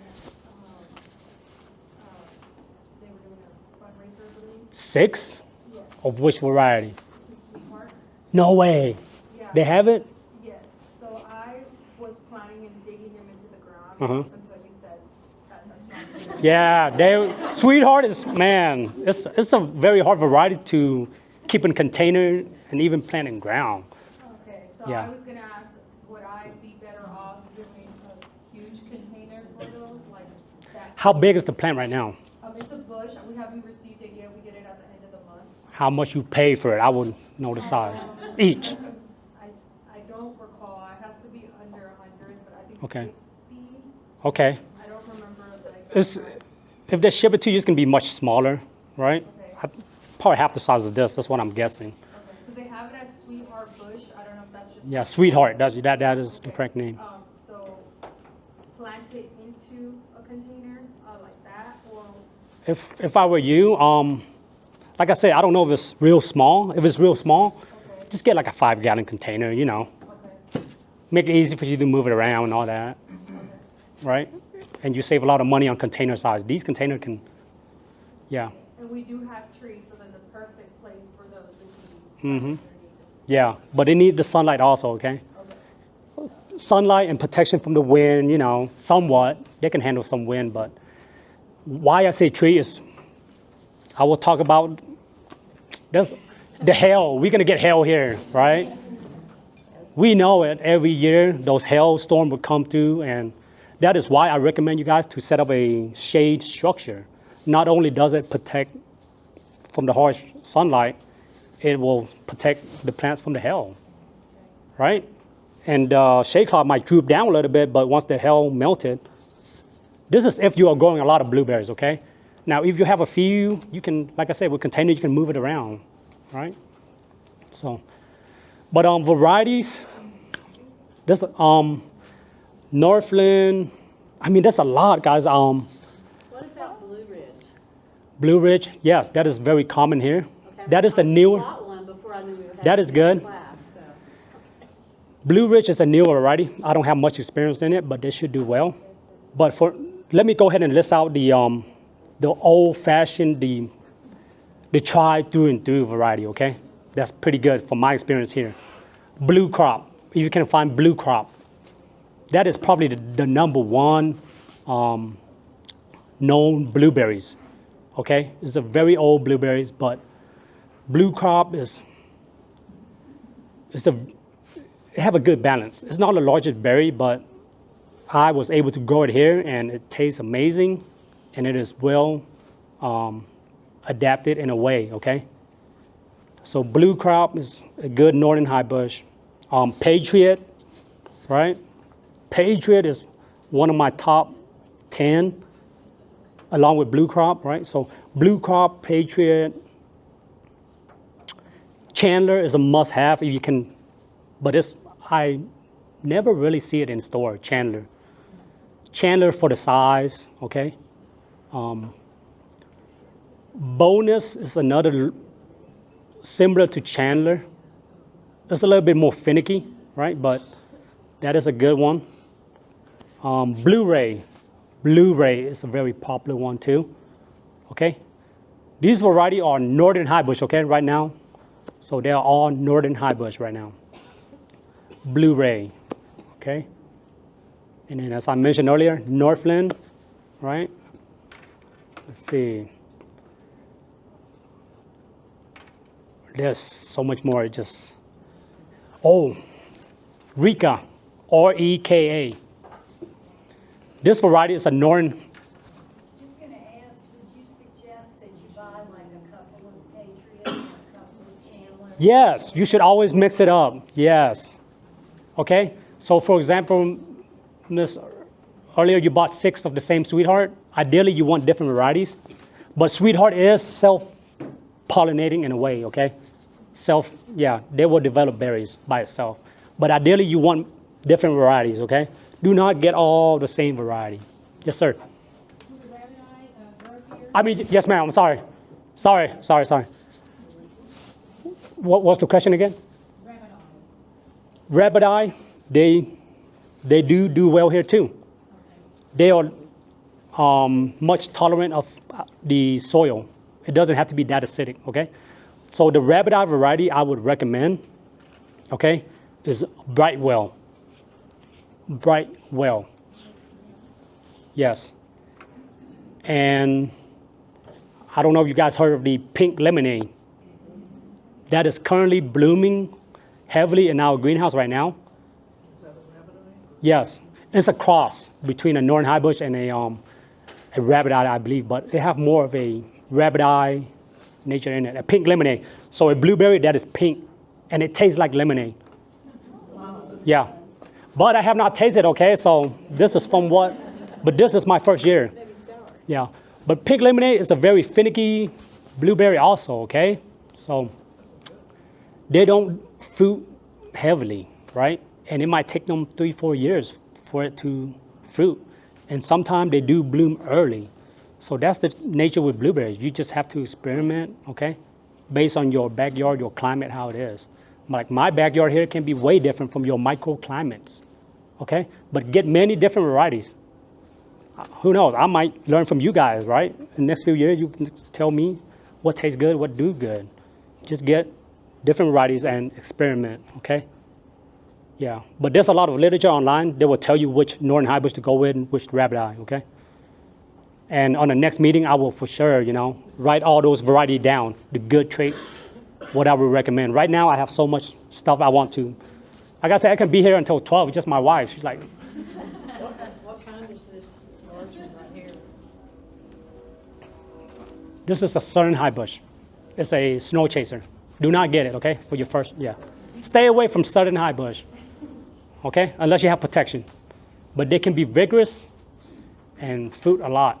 So It just, would the southern hybrid, that high bush, would it do good in a greenhouse? I mean, that's Yes. really the best place here. For Yeah. it. Okay. yes, if I would just have a large grow tunnel right on the farm, I would grow a lot of southern high bush. Not only they fruit early, right, they're vigorous, right. After they fruit this year, I would just cut it back down. I'm talking about cut off almost 50% of the branches, and they will grow back real fast compared to other variety. That is why commercial grow in the South love growing it, okay? We can talk more about variety, but right now, from what I know, Home Depot have the Sweetheart. Try it out, right? You might get to experience some of their berries. Look for Sweetheart, Northland. That is what I've seen. The Northland is smaller, like half the size of this, but you can grow it in a container. And I haven't checked Southern yet. That's what I'm gonna do tomorrow. I don't know what they have yet, but I'm pretty sure they have so many other different varieties there. Okay? So when do they, the ones that you're talking about, when do they normally fruit and how long a period is it? Okay, so this is why you will develop an obsession if you keep your blueberries alive.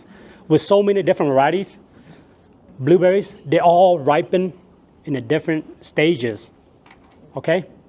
So blueberries, they want pollination from different varieties. So the more different variety you have, the better. And some, they ripen quite fast. Some would be what you would call early, mid, and late. Based on this area, I like to have the early to mid variety, not the late variety. Why? Why not the late variety is that their fruit, it's hot here. It's 100 degrees here in July, August. Blueberries, that heat, even without the sunlight hitting it, they will shrivel up and won't be as good. So I want an early variety, right? That will ripen around May, June. That is the perfect condition for blueberries, right? In our area, where it's not too hot yet, okay? And even mid, but shy away from late variety. You just have to type it in, whatever variety you see, and see if it's a late or early variety. Yes? Do they pollinate from like other fruit trees? No, blueberry only from blueberries, yeah. And not from blackberries or any others, okay? Yeah, good question. Yes, You said to remind you about protection and fertilizer. okay, I will talk about that next.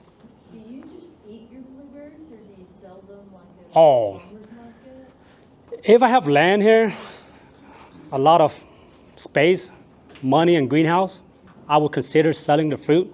But even with 100 plants, I only produce so much for my kids and my family and friends and the neighborhood kids, right?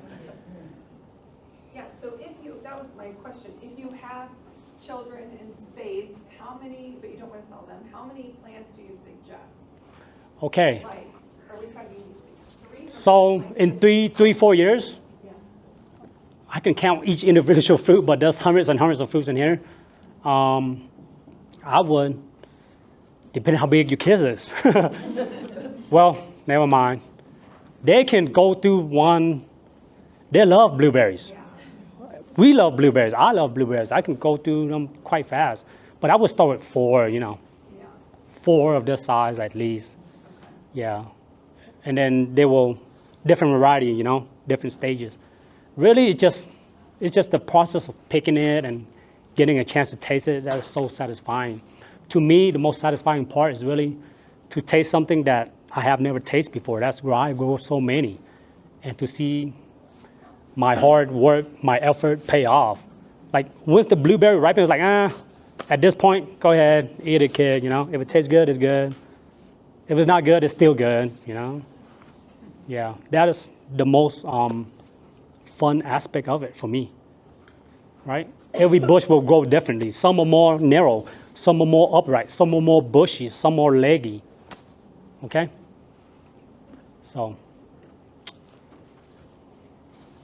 okay, you told me, Protection and fertilizer. okay. Let's talk about fertilizing first, okay?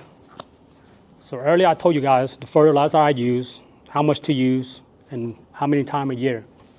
Now let's dig into it more, okay? I will talk more in detail on another day, but my main goal as a blueberry backyard gardener is to grow my blueberry plants the healthiest and the fastest, right? I'm impatient too, to be honest, but even I know it will take a couple of years for a good amount of fruit. So my main goal is to push healthy canes, healthy growth, okay?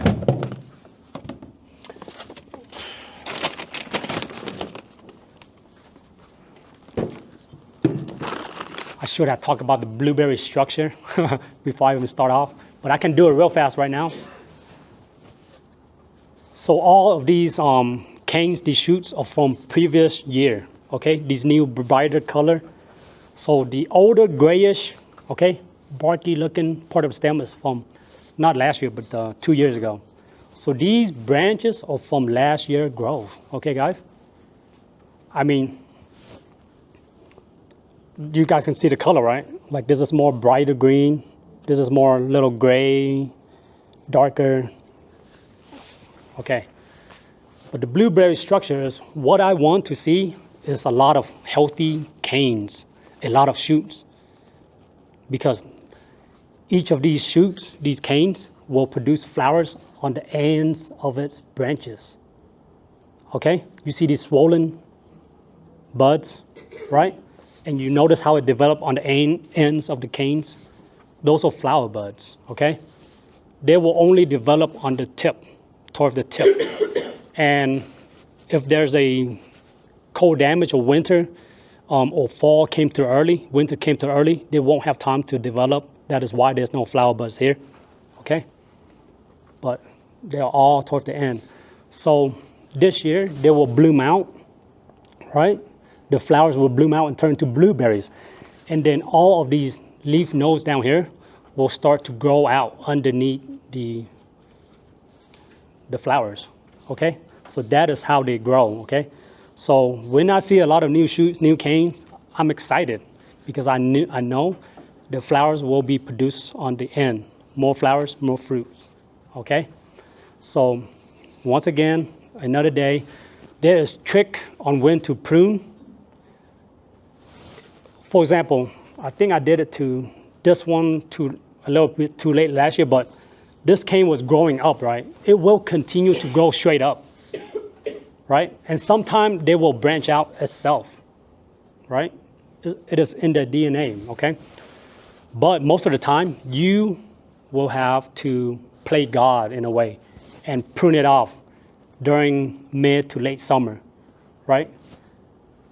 So I would say around here, around July, okay? Mid-July, because after you prune it off, okay, you are forcing more branches to grow underneath that main cane. So with more branches that is growing out, more flowers, more fruits, okay? So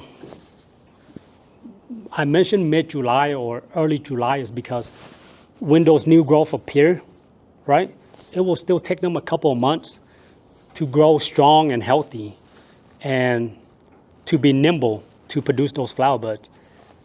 And if you prune it too late, those weaker shoots can be killed off by our early freezes in October. You just never know, right? So to be safe, sometime in July, if you want to go that route. But if it's your first time growing, your first year, just let it be. Let nature do its thing, okay? All right? Now the fertilizer. Okay.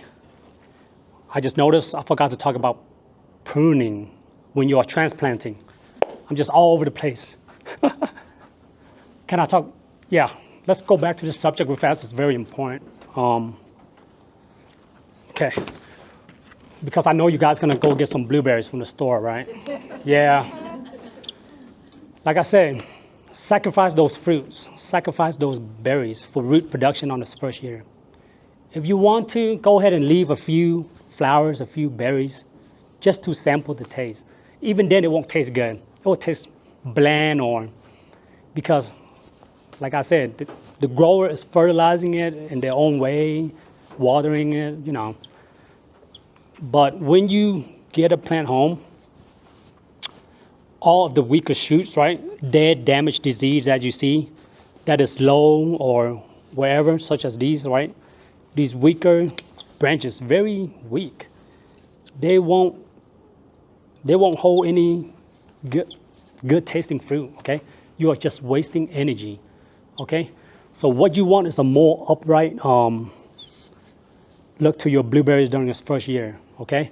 So anything that is weak, have a lot of flower cluster, I know it hurts, but it hurts. It hurts me to this day, like just simple.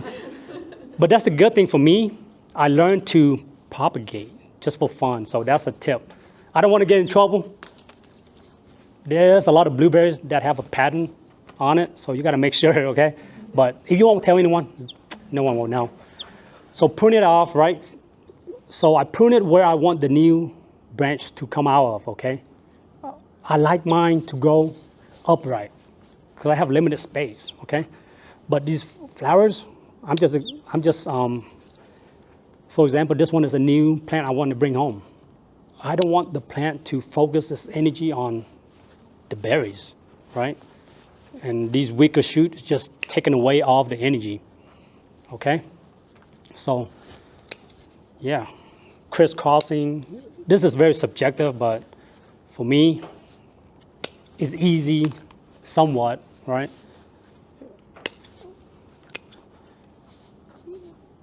Right, like this guy, you want your blueberry branch to grow out and fruit for you? You can. But me, I like mine to be upright, more contained. Yeah, this one is good. But yeah, like over here, there's no berries, right? No berries, blossom on top. So you can cut it back down as low as you want, okay? The lower you cut, the more strong your structure is gonna be. It's like a tree, you know? If you cut it up higher or let it be, it just be more weak and there'd be more branches, but they'd be a lot weaker, right? So I always like to cut it back a little bit, okay? Making sure that the new branch is on the outside, so, all right? And this one, I want the branch to go out this way, so I cut it here, right? Man, these are good ones to propagate too. But like I said, I don't like this variety. I won't tell his name, right? Blueberry cutting is one of the hardest to propagate, but I think I got it down. I will talk more. Yeah, it's known in the gardening world as one of the hardest to propagate to get it to root, and it is. But I think yeah, another day. But yeah, guys, I have to think like you guys. So you can go ahead and leave a few flowers, right? So over here we have 3. Go ahead and cut off 2, right? Just leave 1, right? Just leave 1, and then over here, right? There's a low one right here. You don't need it, right? Maybe there's 2 here. Leave 1, okay? This is going to be very helpful for you guys to be successful in the long run. You've got to think, honestly, 3 years down the road, okay? If you want to be successful. 2-3 years down the road, okay? So this one, I wanted. You don't like that one, but apparently it's got a good rootstock. Have you ever grafted? That is what I'm gonna do. So you can get into it. For example, rabbitized variety, soil pH tolerant, okay? Slightly basic, but does not have to be all acidic. So the rabbitized, for example, the Tiff Blue, right? Whatever variety it is, I can take that rootstock and then cut off the branch from my northern high bush, right? A variety I really like. For example, Eureka, Blue Crop, Chandler, whatever it may be, I can graft it onto this rootstock, right?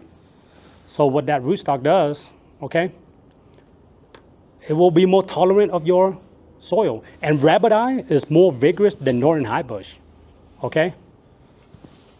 So that is something I'm still experimenting on, but I don't want to talk much about it because I'm still learning from other gardener also.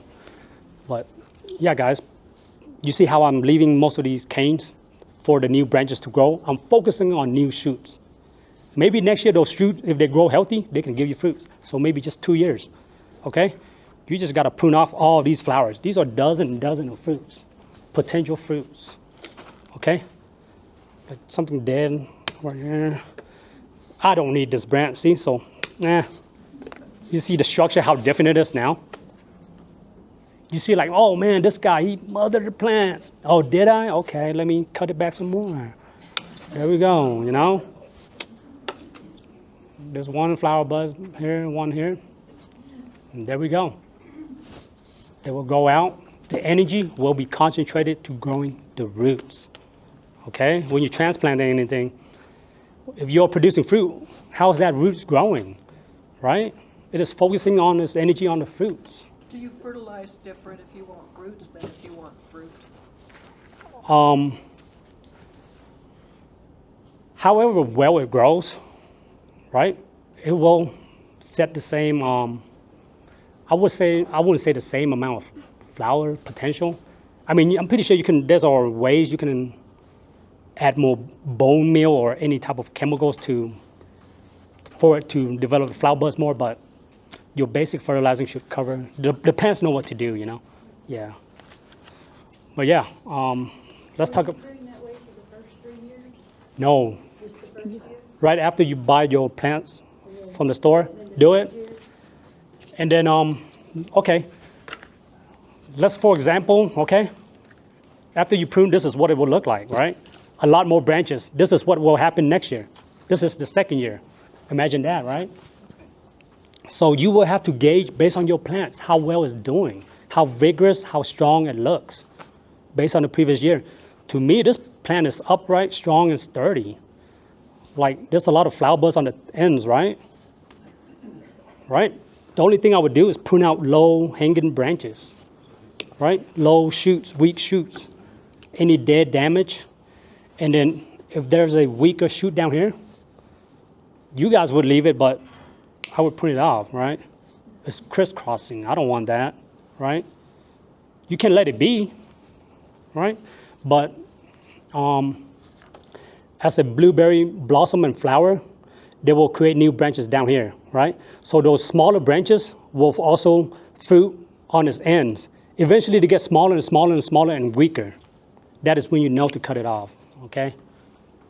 But this is what you want, guys. That is my main job, to grow vigorous shoots, to grow healthy blossom at the ends of the branches.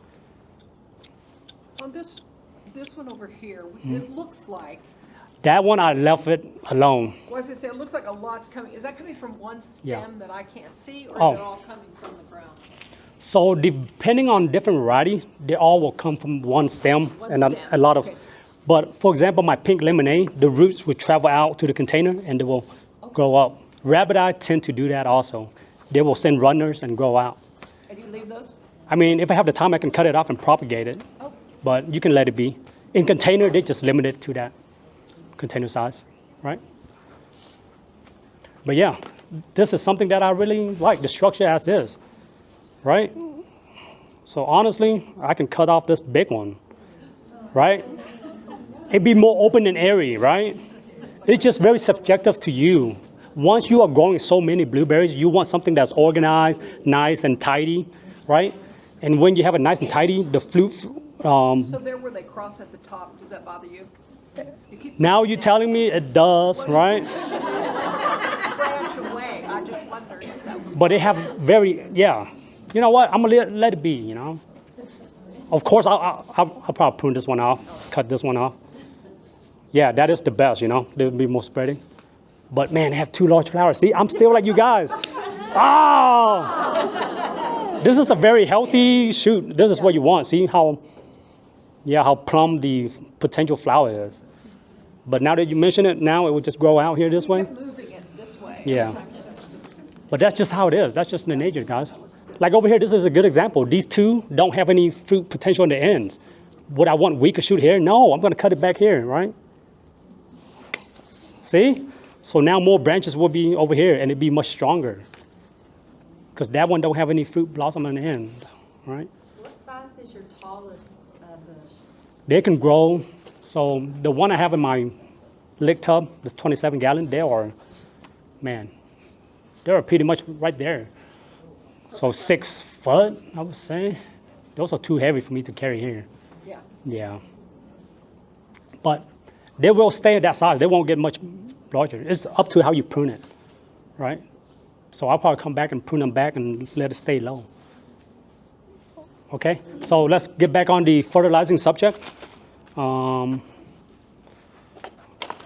guessing everyone still like me to continue on and talk, right? It's 11? Holy cow. 11, okay, I have 1 more hour. Okay, 30 minutes. We probably have about 10, just because we have something else. Okay, let me make it fast, fertilizer. And then I will talk about, yeah. So I want to push growth, right? You will have to use synthetic, okay, not organic means of fertilizing. if you are growing a lot, you have to, okay?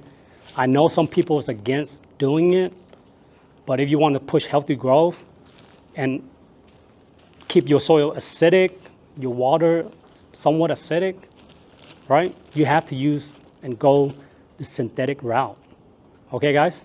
So my two most popular and a lot of growers popular method is this ammonium sulfate. Ammonium sulfate. This can last you forever, okay? So with this, for every watering during its growth in the summer, right? Late spring, every other watering session or when I have time, I would dissolve a tablespoon, a teaspoon, okay? Make sure you write teaspoon. A teaspoon of this to, I don't want to tell you something that will kill your plants, okay? So I'm gonna minimize, I'm gonna dilute it more. A teaspoon to every 4 gallons of water, okay? So you are just feeding it real nicely with every watering. Okay, you have to pour it in a watering can and mix it, right? A tote, whatever, mix it well. Make sure it's all dissolved, okay? A teaspoon can go a long way in 4 gallons of water. Honestly, 2 gallons of water be okay, but you wanna be safe because with container growing, your water will leach out quite fast, right? You just wanna continuously feed it every watering cycle. Every time you water, you're just feeding it slightly, okay? So that is why it's better to feed it in a small amount than very large amount in the beginning. And if you are growing in ground, which I don't want to talk about, then you can sprinkle across the soil, right? That's it. But in container, you got to dilute it first, okay? How often did you say? Every other? Every other to be safe. Every other? Yeah, but honestly, you can do it every watering session during the growing season, okay? And one thing you must take notice of is if your soil is moist.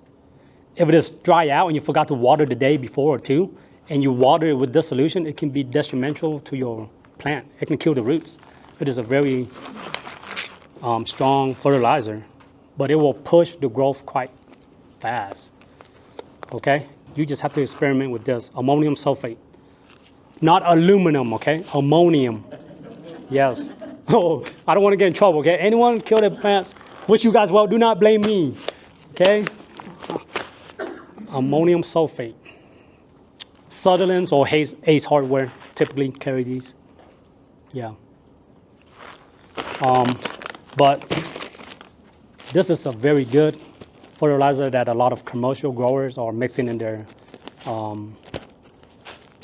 watering system. And this is the Peters acidic fertilizer. It also go by the other name, Jack acidic fertilizer. It's the same thing, okay? But this one, a tablespoon in every 4 to 5 gallons, right? A tablespoon. Yeah. And it's called Peters? Yeah, Peters. Yep. Acidic fertilizer. Yep. Yeah. Peter Professional acidic fertilizer. Like I say, AM Leo typically carry these in 50-pound bags. I have to buy it in bulk. It's hard to find these in the local store, guys. You're gonna have to buy it in bulk, okay? In the local store, just go with these, right? This one and Hollytone should be good enough. Oh, so that's instead of that one?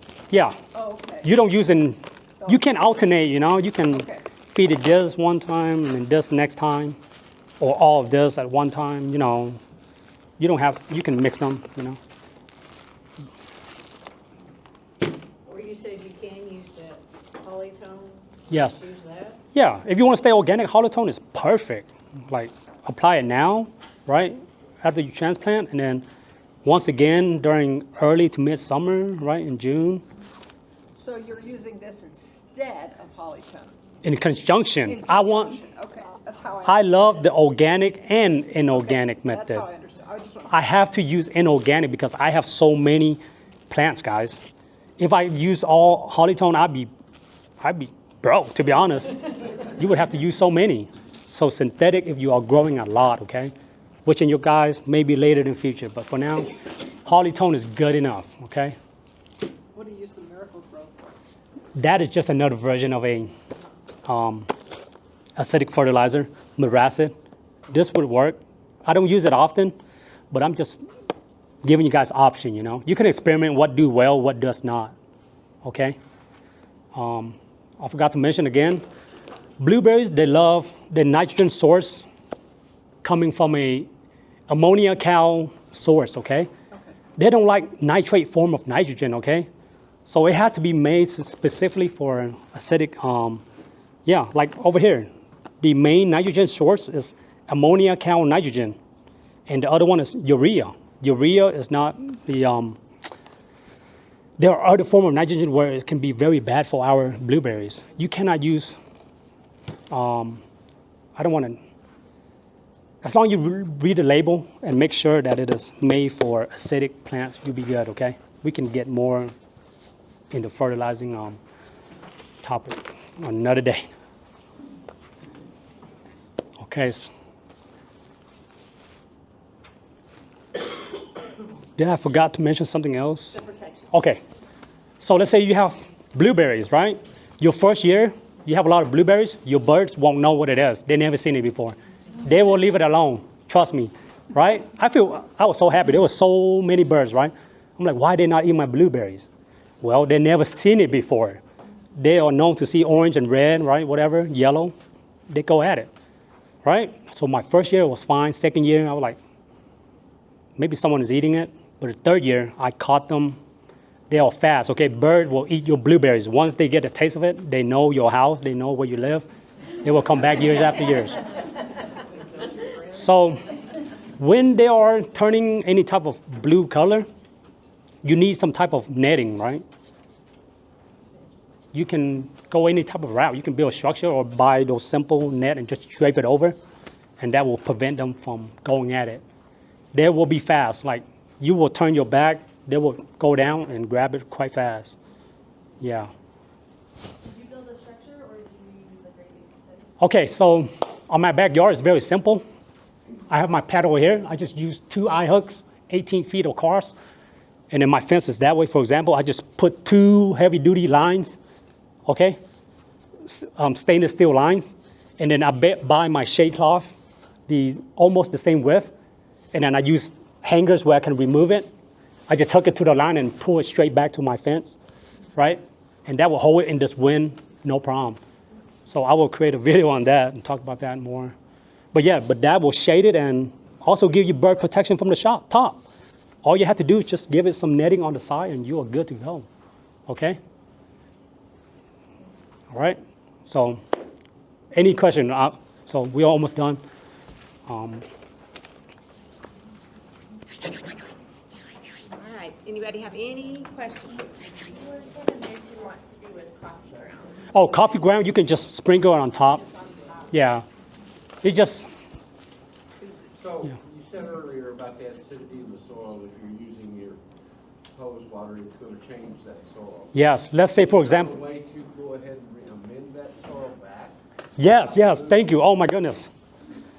So yearly, whenever you are applying that holly tone, it is combating that high pH water at the same time, because in holly tone, it have these sulfur pellets mixed into the fertilizer, okay?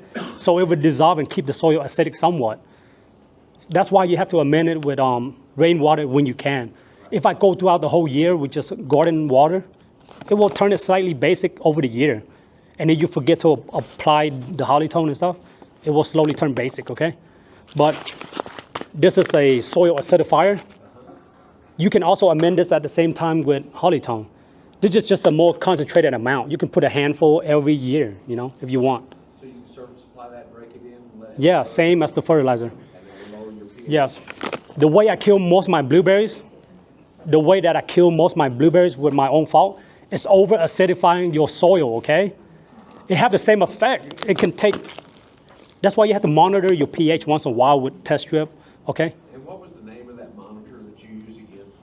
The what? The pH monitor? Oh, the Blue Lab. Yeah, Blue Lab soil pen, pH pen. Is this Blue Lab, yes. it's on Amazon for about $100. Yeah. I don't know what version they have now, but it must be a soil probe, okay? But these can be used to check your water real fast also. That's why I love it. And you have to calibrate it every year. They give you a solution and all that. Very accurate, Blue Lab pen, okay? If you want to feel fancy, why not, right? If you want. We're gonna be fancy. Test strip will work, it's just messier and yeah. And it's hard to read, sometimes yellow or orange, you second guess yourself. Any last questions? Like I say, I do have the channel, so. Tell us your channel again. Nat Backyard Garden. Nat, N-A-T. N-A-T. Backyard Garden. Yes. Okay, well, we really appreciate it, and we have a little gift for you. Oh, thank you guys. To be honest, it is with great honor that I'm able to present here. Like, I got a degree and everything, but this is the first time I feel really, man, like with great honor and appreciate it, okay? Well, so thank you for coming out. It really, thank you guys. Yes. Thank you, Master Gardener. Okay. All right, while he is, I just like mine. I'm not gonna lie. I didn't know we have the mic there. Oh my goodness.